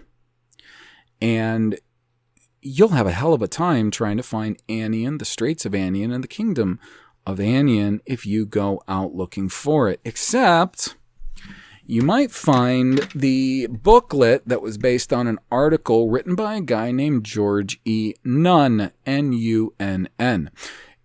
If you look into George Nunn, let's just say his wife, who, let's say the people who appeared to be his children, their involvements with who, what, and everything else are all very suspicious. Also the name Nunn. Think of other people you know named Nunn. People like Ben Nunn. That name, okay? Start making some connections here. N-U-N-N, Nunn. He spent most of his professional career writing a lot of articles for professional magazines and publications and stuff in the early 1900s, which their main purpose was to first off support this stupid idea that most of the world were backwards flat earthers, and Columbus believed the earth was a globe, but they kind of weren't agreed as far as how many degrees the globe had all around it. So degrees of latitude all the way around. And he tries to prove this with various maps that look like children's drawings. It's insulting, it's stupid, it's absurd. The first thing that's stupid about it is all you got to do is pay attention to the sun and the year and the way the sun travels to know that essentially you have this sort of circular scheme, and you have to be able to fit everything within this circular scheme. And they had enough information about enough places to where there's no freaking way anybody just didn't know the Americas were there. That's the stupidest. And basically, they're really pushing this hard in the last 150 years. That stupid narrative. That, somehow they just figured that the sun traveled at an equal rate of speed all day until it reached like the 270th degree, stayed still for a quarter of the day, and then picked up its journey again. That's how stupid it is. These people knew how to keep track of time by the sky, days, weeks, months, years, and of course they very, very well, especially those who were educated, knew how to keep track of the long-term calendar and when it repeated and how. And this is exactly how they would distort history, how they could put in large chunks of time. They would do this in concert with organizations like the Dominicans, started by Dominic Guzman. These people, known as the monastics, essentially dominated literature, most specifically including historic literature, scientific literature, geographic literature, for enough time for them to really dominate what people believed about the world, about geography, about history, about science, and enough important libraries were just accidentally burned down for them to do this. And they've been at it for a really long time. Now, it's not just the people that we know today as you-know-who. And that's one of the big problems, is you have to basically find them under every rock and behind every scheme. And you can do that pretty well, I think, for the last few centuries or so, going back, to the Reformation. But the problem is there's a lot of people that don't fit, into the Ashkenazi or Sephardic box. that have been at this too.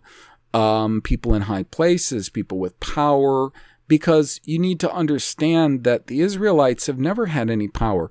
Our banishment put us concentrated essentially in Europe and the northern areas of Asia and Europe. And we have lived under the reigns of other people who may have been Shemites, who may have been Hamites, who may have been Japhethites. I don't know exactly. Okay. What I do know is that,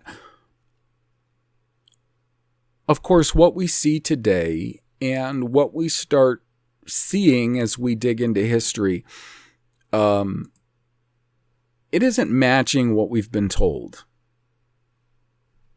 That's kind of obvious. Now, you see, there's other books, and I bring this to your attention, that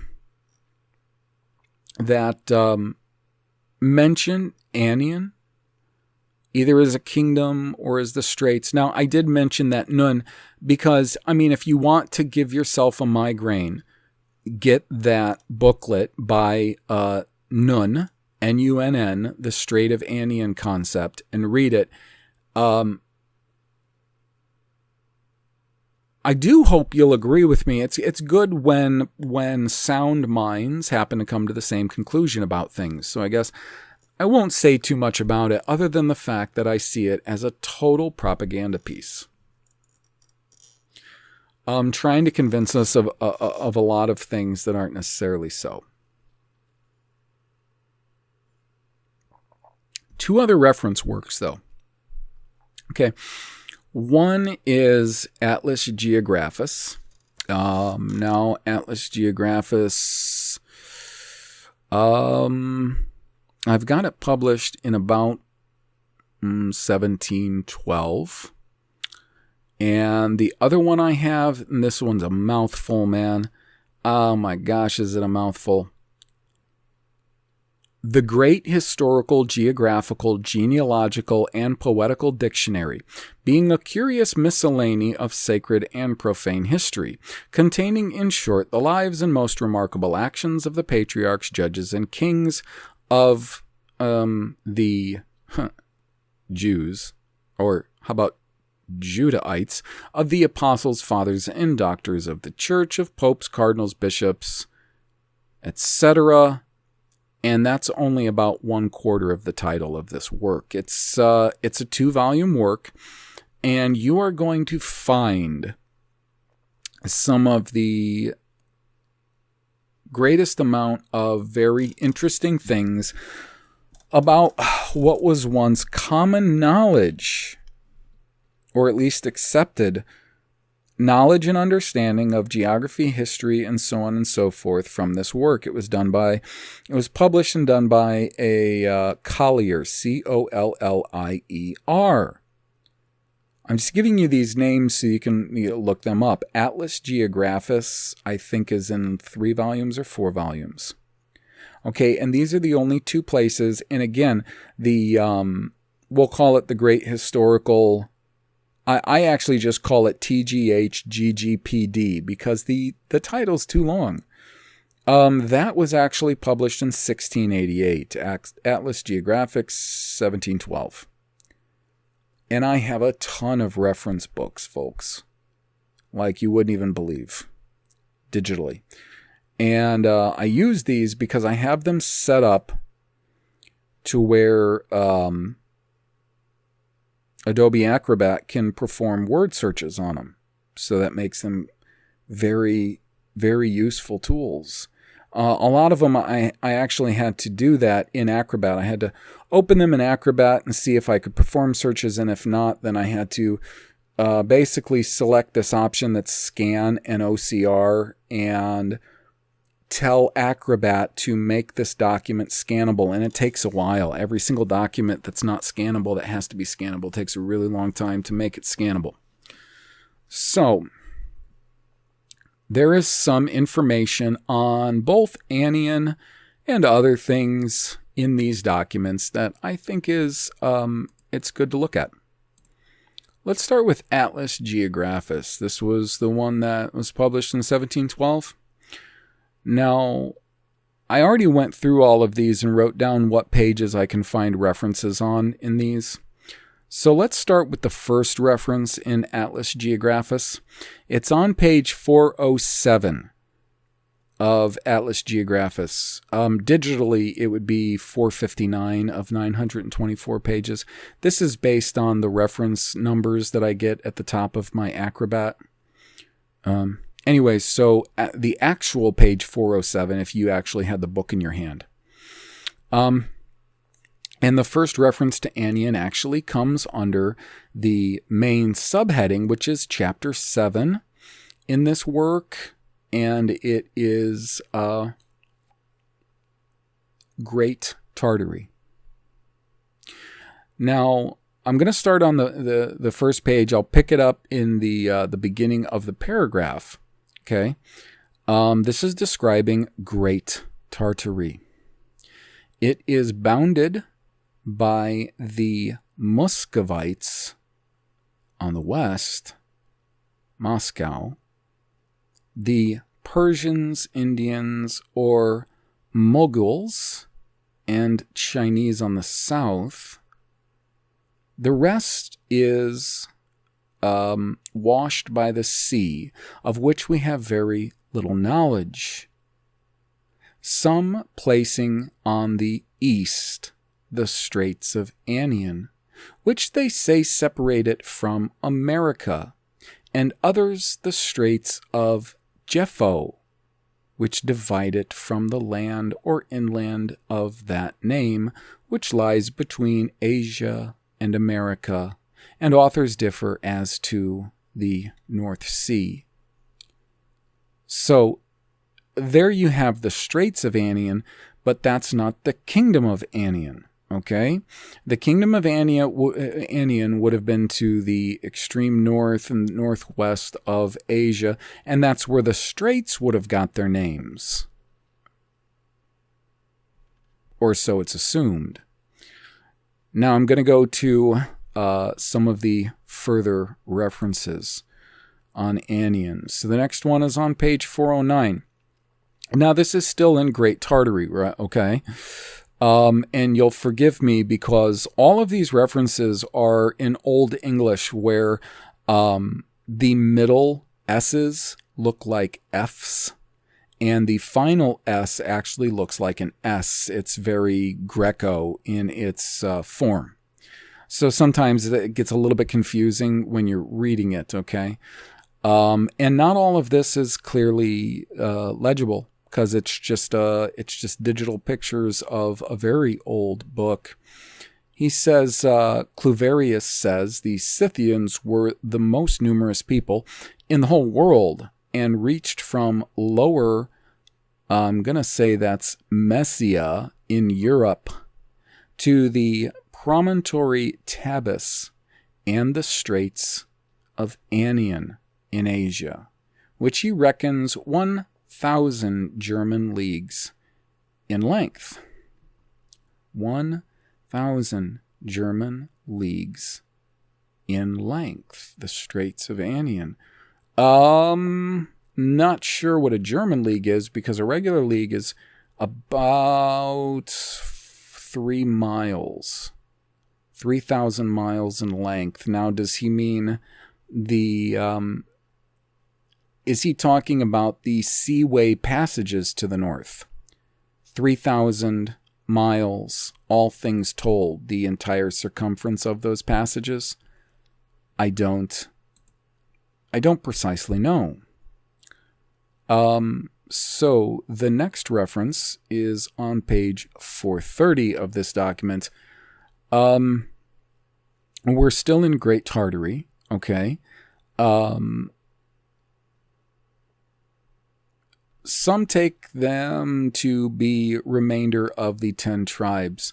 Okay, so let's take a look here, starting at the paragraph before. Sanson. Now, if this is the same Samson I'm thinking of. This is a character you got to really watch out for in these older documents. He was either a rabbi or definitely of that tribe. Samson makes this the most northerly part of all Tartary in general, and therefore, and this is under the heading real or ancient Tartary, and therefore colder, more uncultivated, and barbarous than the rest. It was called ancient Tartary. It was called ancient Tartary because A.D. 1200, the Tartars of this province, having conquered 6 of their neighbor hordes, extended their fame, arms, and dominion to the largest and best parts of Asia. Some take them to be the remainder of the 10 tribes that were transported to Media, and there's no solid proof that Media was in this area where they claim it to be in the Middle East/Asia. And others say that the names of Dan, Nephthalim, and Zebulon are still to be found among them, but Sun, very suspicious guy, but rejects the latter as inventions. He says the kingdoms, provinces, or hordes of this country which are best known are those of Mongol, Bargu, Tartar, Nayman, to which Halen adds Tibet, Tabor, Tanane, and Anian, and Lutis, Guria, Chechen.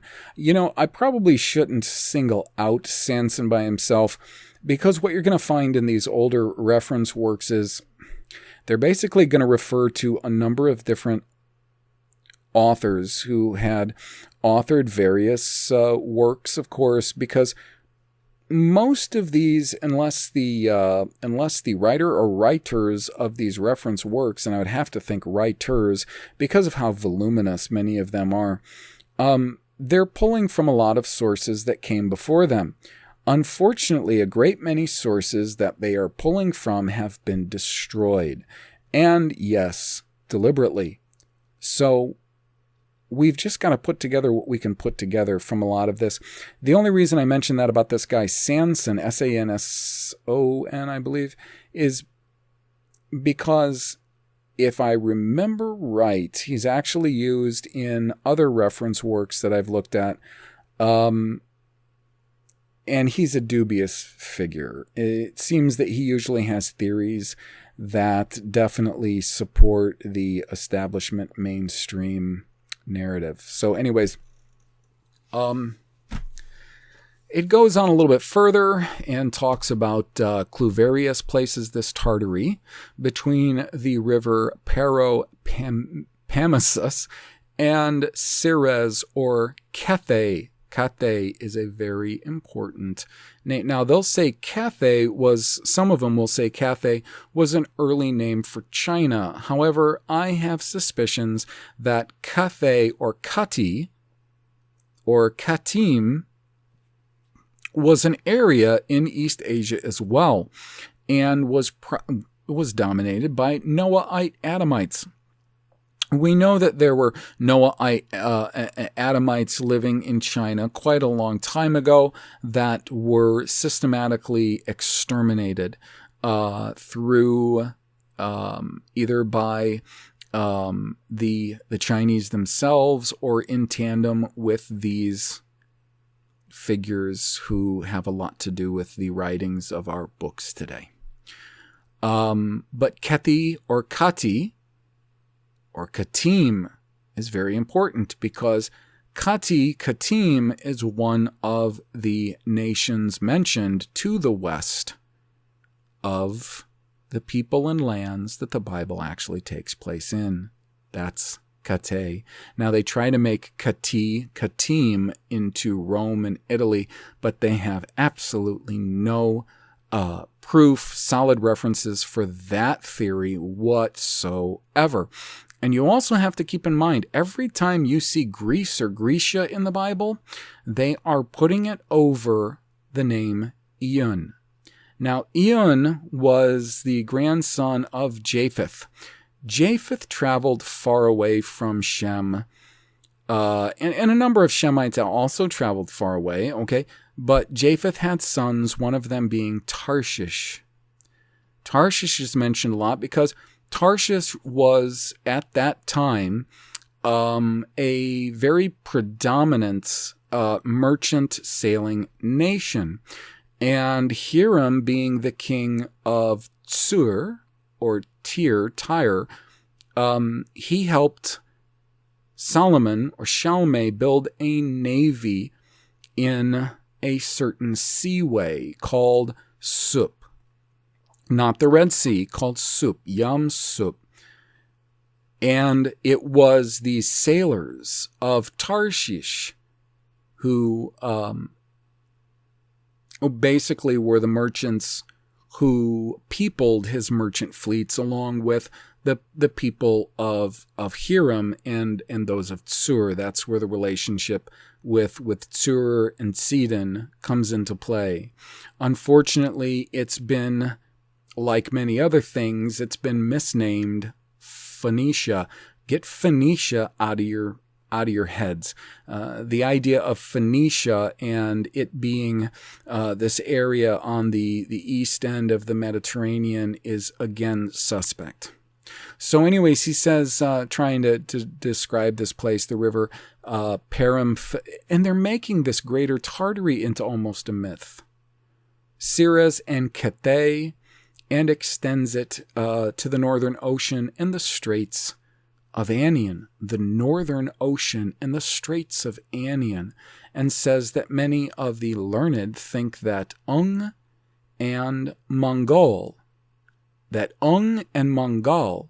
is Gog and Magog, though he himself uses a great many arguments to prove that they dwelt towards the Caspian Sea, Gog and Magog.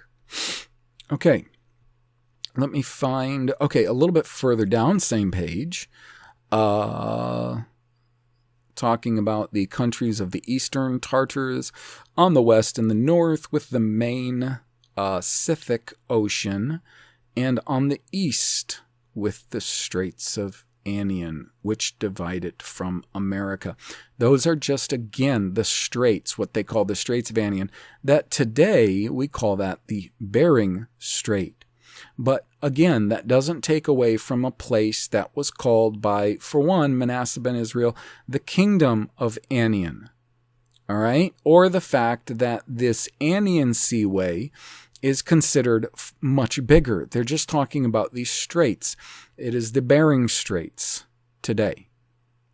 Now, he says a great part of it, re-quoting on the east with the Straits of Anian, which divide it from America, great part of it lies under the polar circle. He says many Christians, chiefly Nestorians, who were denied the exercise of their religion by the Persians and Saracens, went and dwelt formerly in this country.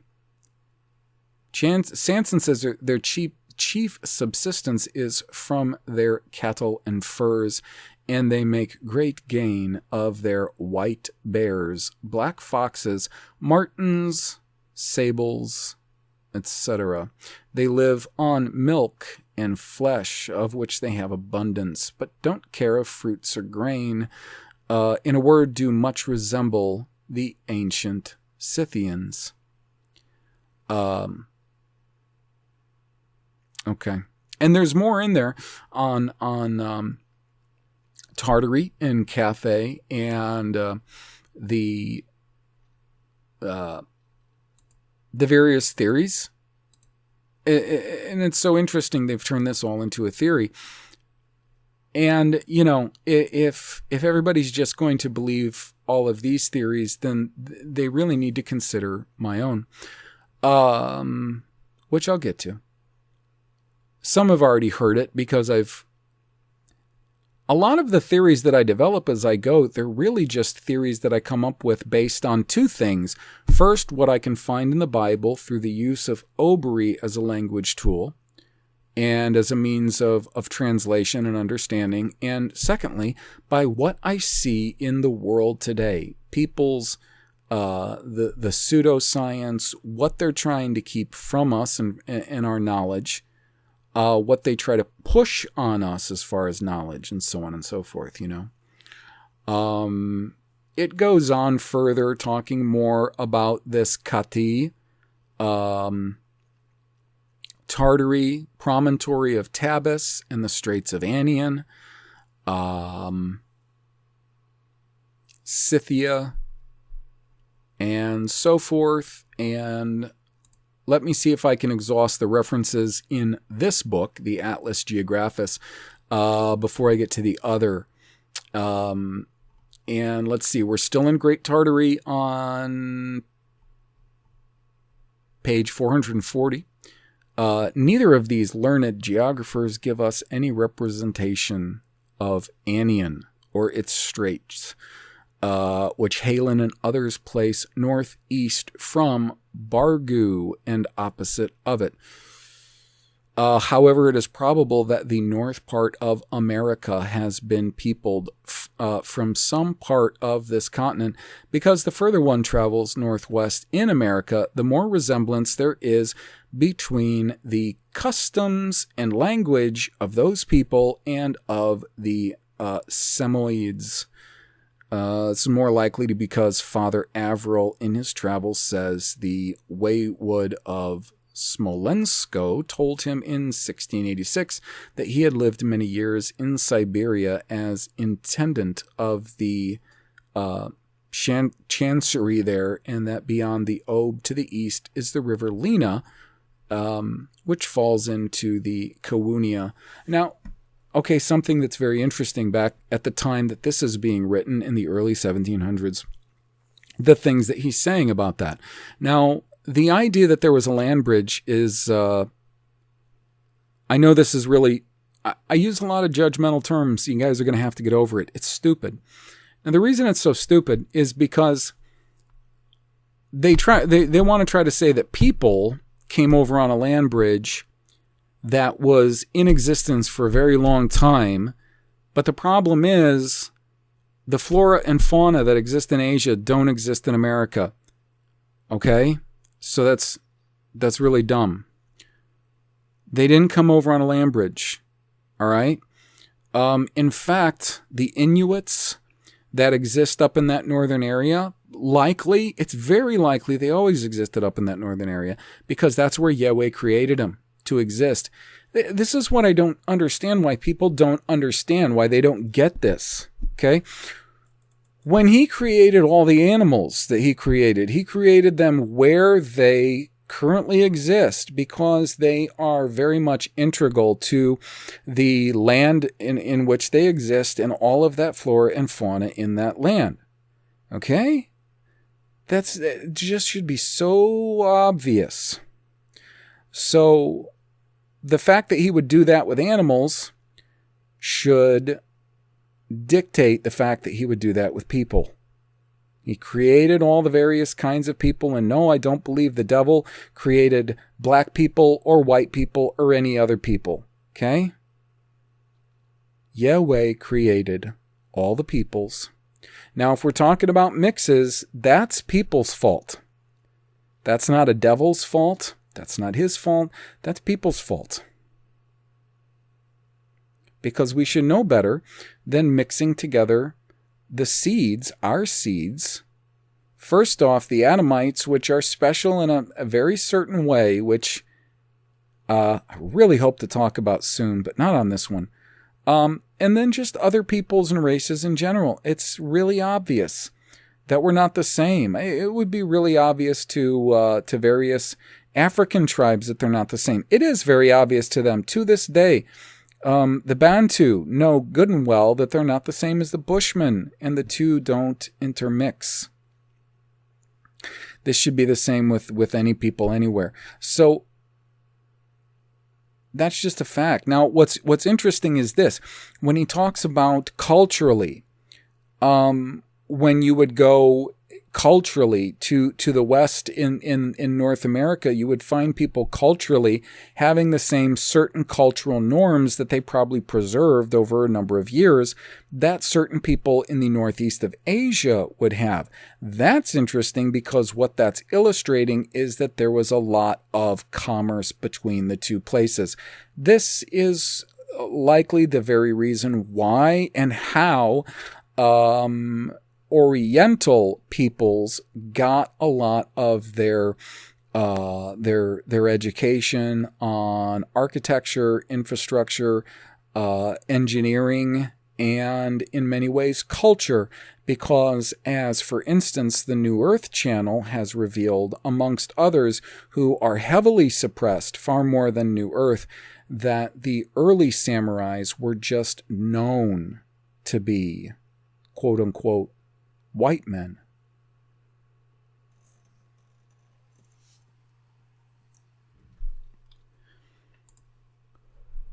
So let me find the next.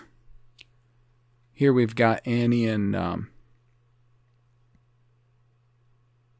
Basically more saying about the same thing concerning Great Tartary. I just want to find anything that might be new or more interesting. Okay? You can get the book yourself.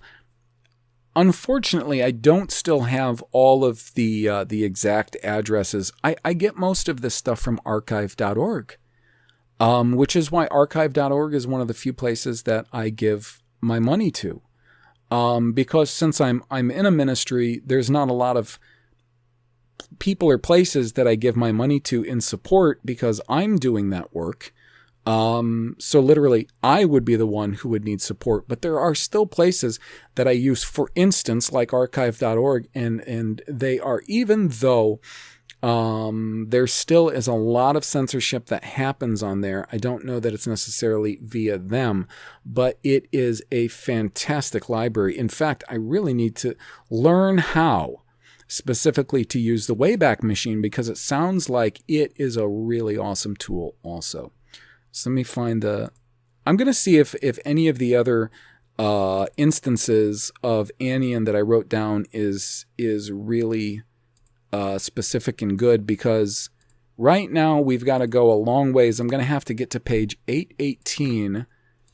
Unfortunately, when you do a search in on your Adobe Acrobat, I'm just going to have to punch this in manually.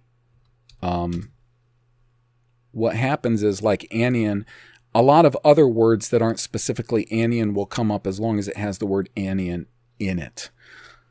So the next time it comes up is the Indian Islands or the Islands of Japan. Now, something you have to realize about Japan, and this is something that you're going to see in a lot of these old ancient reference books. You'll see it in that Strait of Anian concept, controlled opposition work by Nunn, and you'll see it in a lot of other older reference works, is that Japan used to be known by the name, Zipango, or Tsapango, Tsapuno, names like that, okay?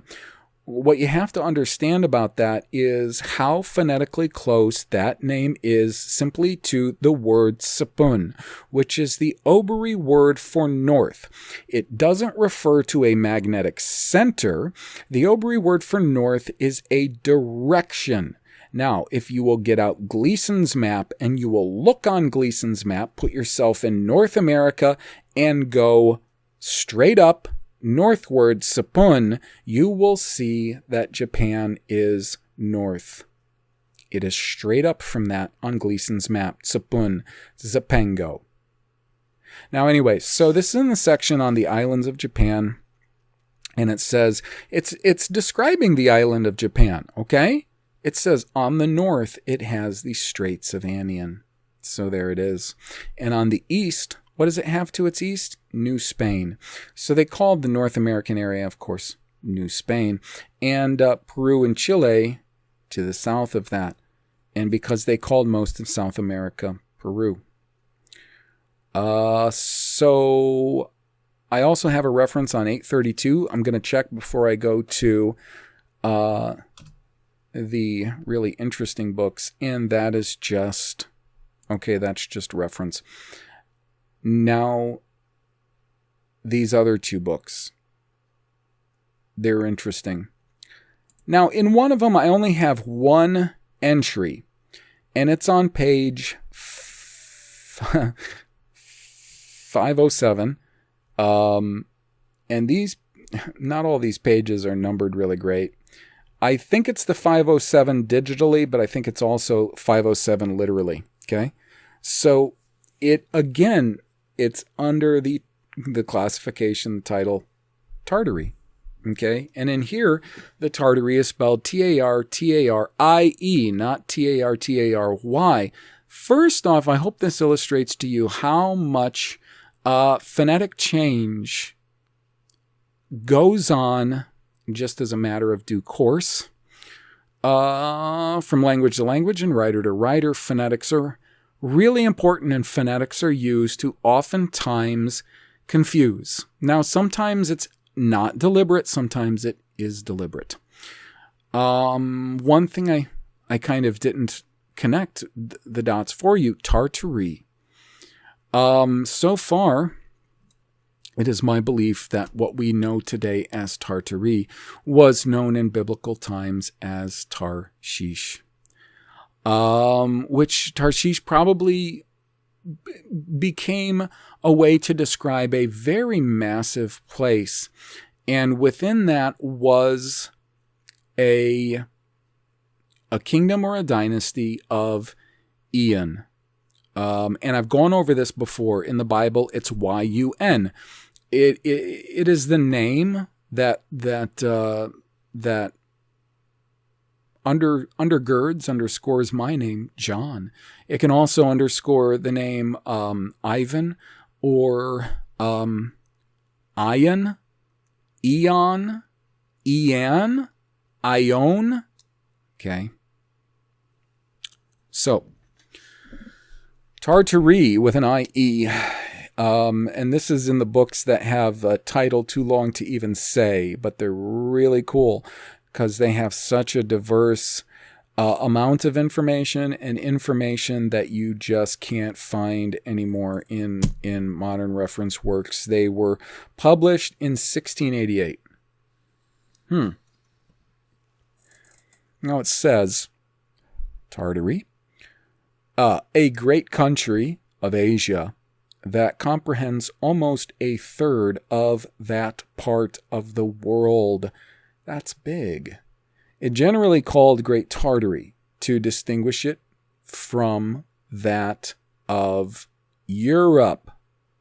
Some divide this spacious country into 4 or 5 parts, which are Tartary proper, Tartary the, I believe it says desert, Zagatai, Kati again, and then Turkestan is the 5th part.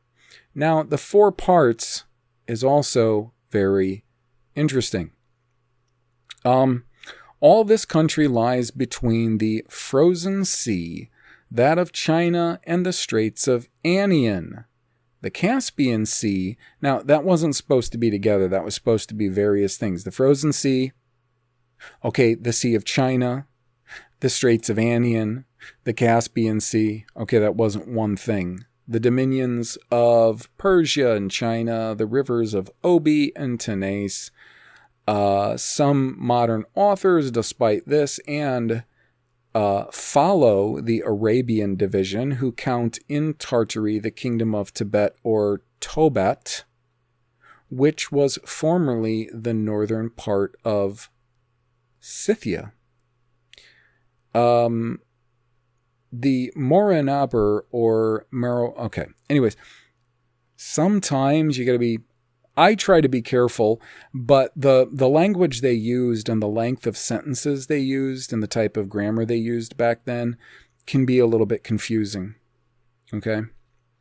Now, one thing, I don't know if I'm going to get to this or not, so I'm going to mention it while I'm still thinking of it. Yes. I just found it when I was thinking of it. Okay, so the guy's going on to talk about this Tartary and the kingdoms within Tartary and so on. I'm going to pick it up just a couple sentences later. He starts with Tataria deserta reaches from the rivers I hope that's Texarte and Tenace to Mount Emmaus, and it's thought to be a part of the Sarmatia Asiatica of the ancients. It's posited by several companies of people or clans, which the Tartars call hordes, and do much resemble the tribes of the Jews. Say what? Yes. He says Tartary deserta, and he reaches from the river to Tanis Mount, and it's thought to be a part of Sarmatia Asiatica of the ancients, as posited by several companies of people or clans, which the Tartars call hordes, and do much resemble the tribes of the Jews. Now, all of this is going to come together as we find out more. He also mentions that the civilized inhabitants of the first are also called of the Kate. Now, Kate, Katim, really important stuff, because Kati or Katim figures very heavily in biblical prophecy as far as kingdoms that would come from across the sea. Kati Katim would come across the sea and would devastate what was left of Ashur, Assyria, and also what was left of OBRY. Okay, so, and none of this can fit, of course, in the Palestinian and Mediterranean geography.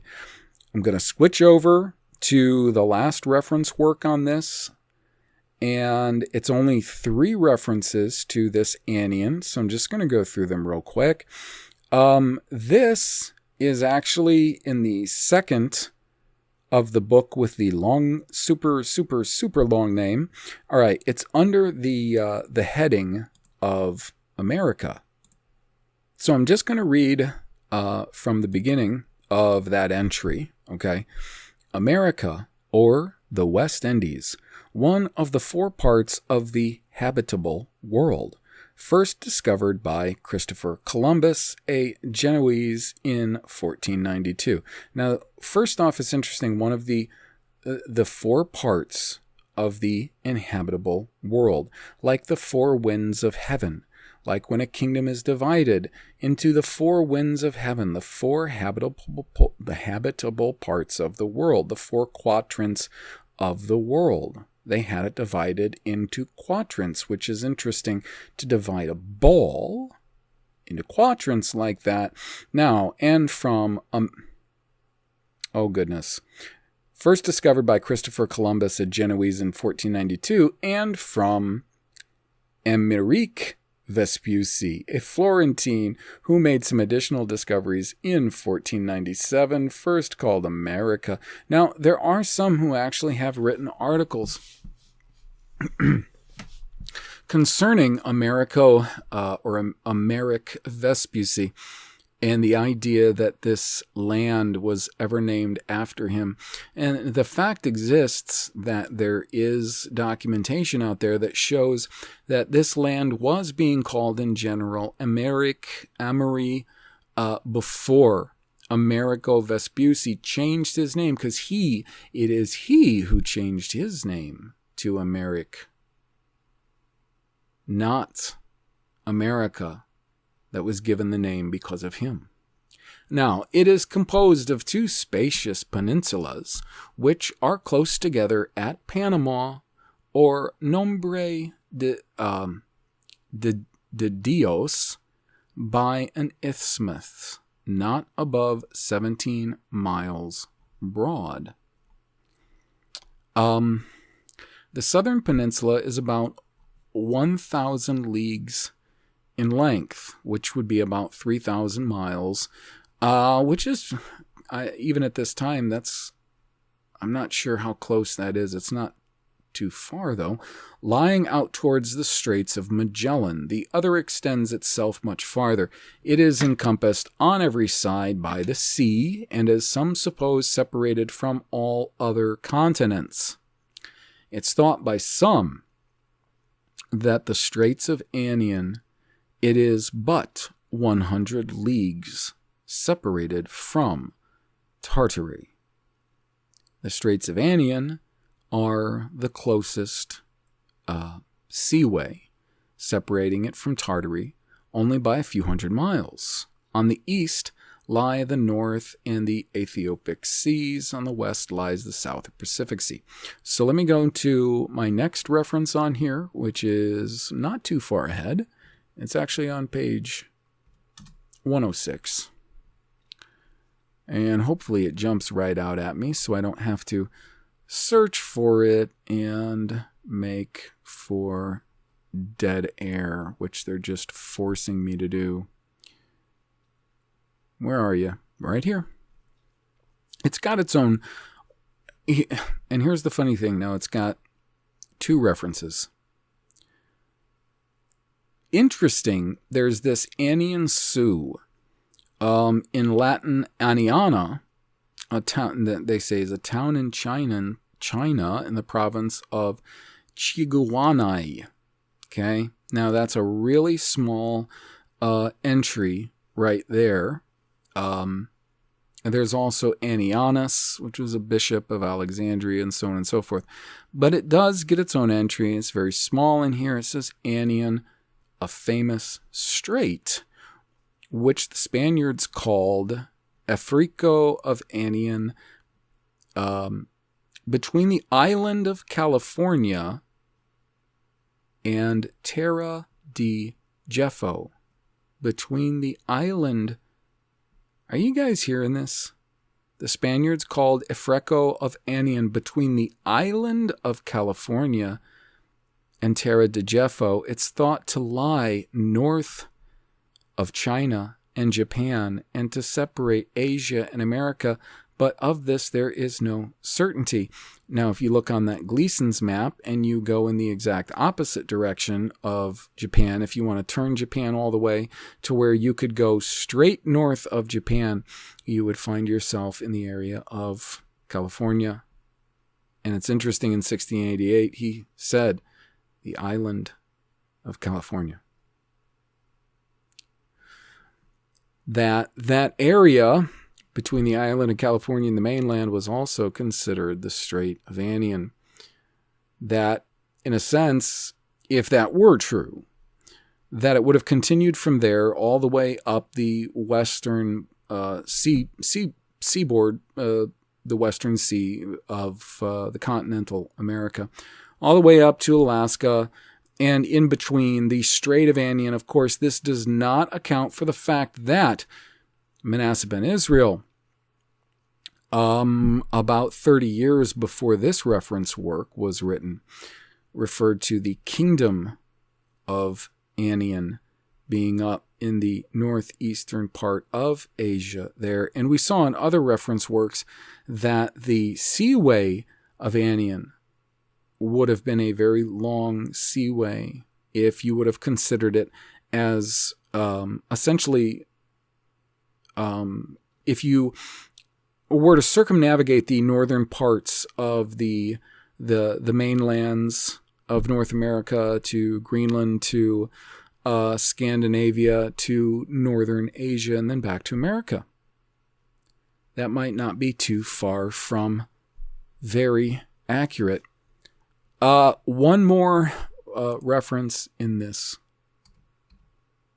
book. Let's see.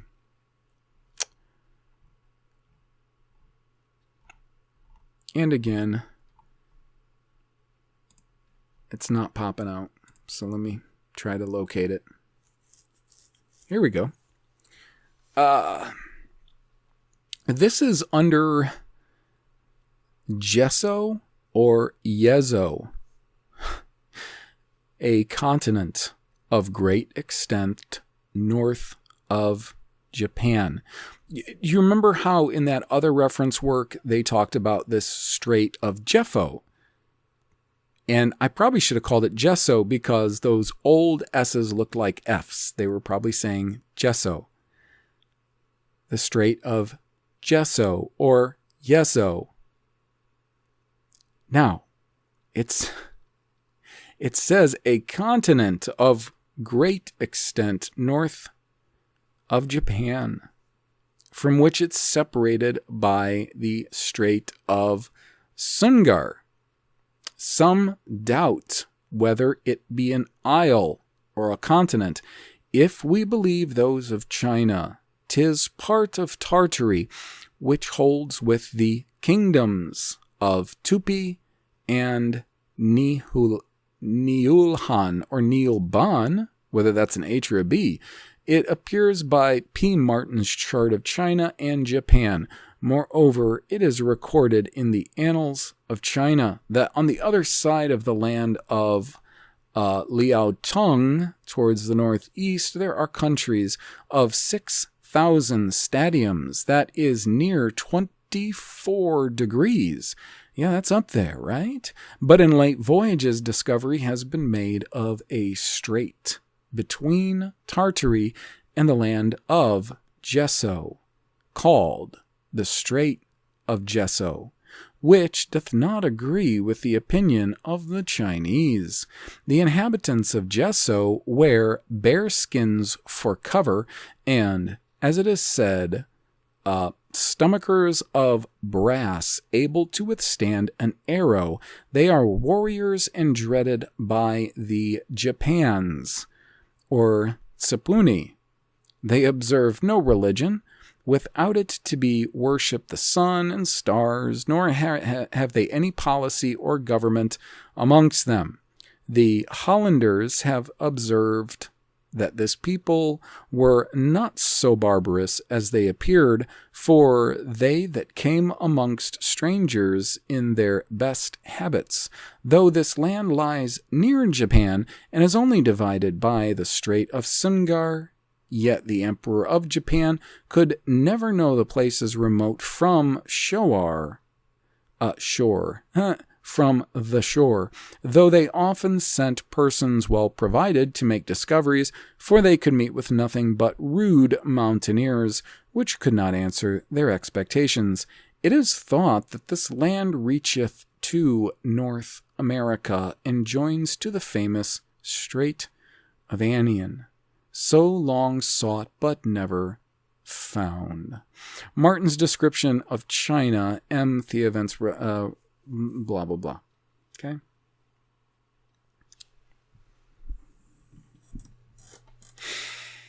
So, a lot of that kind of sounds like nonsense when they say things like the long sought after Straits of Anian that's never been found. Then why were they sought after? Why were they long sought after? Other than they be there, you know. Now, furthermore, and the thing is, this actually all ties into biblical prophecy. But I'm not going to have time, obviously, on this. I've gone just about 2.5 hours, and I'm going to leave you with just a couple of things here. Okay, that I hope help. I'm going to have to type them in, and you're going to see basically how this should help. Now, you know, I said, okay, I believe that Tarshish is where this Tartaria name came from. Okay? Now, something I want to bring to your attention. I got to make sure I've got all of the references here. So what's really weird is this. Now, Katir Katim is a nation that would come from the west, and they would, at a certain point, they would destroy the remnants of Asher. This is all based on Balaam's prophecies of Numbers 24. He prophesied a lot of things that would happen a long ways down the road. and that they would also destroy OBRY. There is this kingdom of Yun that actually comes and defeats Mahdi and Paris, who are the twin tower powers of that time, and they establish a kingdom. And then there are these prophecies, especially specifically from Daniel, and I think we could find them better interwoven through some of the major prophets if some of the language wasn't so screwed with. Some of the prophetic passages in the major prophets, in Isaiah, in Jeremiah, in Ezekiel, and even some of the minor prophets, they're so badly done. You can see there's constantly this inconsistency of language being employed to make them very confusing. But if you go to OBRY, if you should say taken like the OBRY early scriptures that I have on the website, I have the OBRY so-called Old Testament in the Westminster Leningrad and the one in Masoretico-Critical. So there's some little bits of variations between the two, right? So you can use either. And let's say you punch in ANY. Now you gotta be careful about the IAN ending or the AN ending. You gotta try to keep with the core of the word Ani. All right. That's supposed to be a Greco thing. I think it's the IAN and the AN endings, as much as like ka and ko and da. And it's still not completely sure where those suffixes come from. I think it's interesting that a lot of those suffixes actually are the same as the name of that third kingdom phonetically, Ian. Like as if somebody, okay. So that whole story that we're supposed to believe about Alexander the Great and everywhere he went and everywhere he conquered and how he would name all of these places after himself. And we heard, we see that in the Bible. Actually, Dan, almost anywhere the tribe Dan went, they would name these places, these things after their patriarch Dan. So the fact that at a certain point in time, a lot of places would get named with that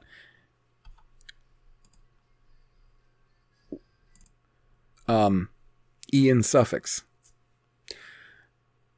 Just a point of interest. So if you type in ANY, okay, and I don't know if that actually works in the OBRY Strong's list or not. Probably does. Type in ANY, and you will find that you end up in an area of A, and you can start with H589, Ani, which is supposedly used about 5 to 6 times as me or myself. It's actually used a bunch of times with some variation, usually referring to, like me, myself, or I. Okay. But in general, it's also used a whole lot for and translated as either navy or galley, having to do with shipping on the high seas, or as ships themselves, Ania. And you'll find them a lot as Ani, Ania, Aniut, having to do with navy, ships, and shipping. And furthermore, you'll find them in many verses that have to do with the navy, the merchant navy of Tarshish. Now, I find it far more than a coincidence that the OBRY root Ani, Ania, which is mostly used or translated as ships or navy, having to do with the travel in vessels on the seas. and that it's oftentimes used in context in relation to Tarshish, and that we would have these straits constantly talked about, but at the same time made to think that it was some kind of a myth, although Manasseh ben Israel, who would know, refers not only to the straits, but this kingdom that existed in that area. And they would go further and say that they thought it was a place detached and even further north of what we would consider Tartary, or an island.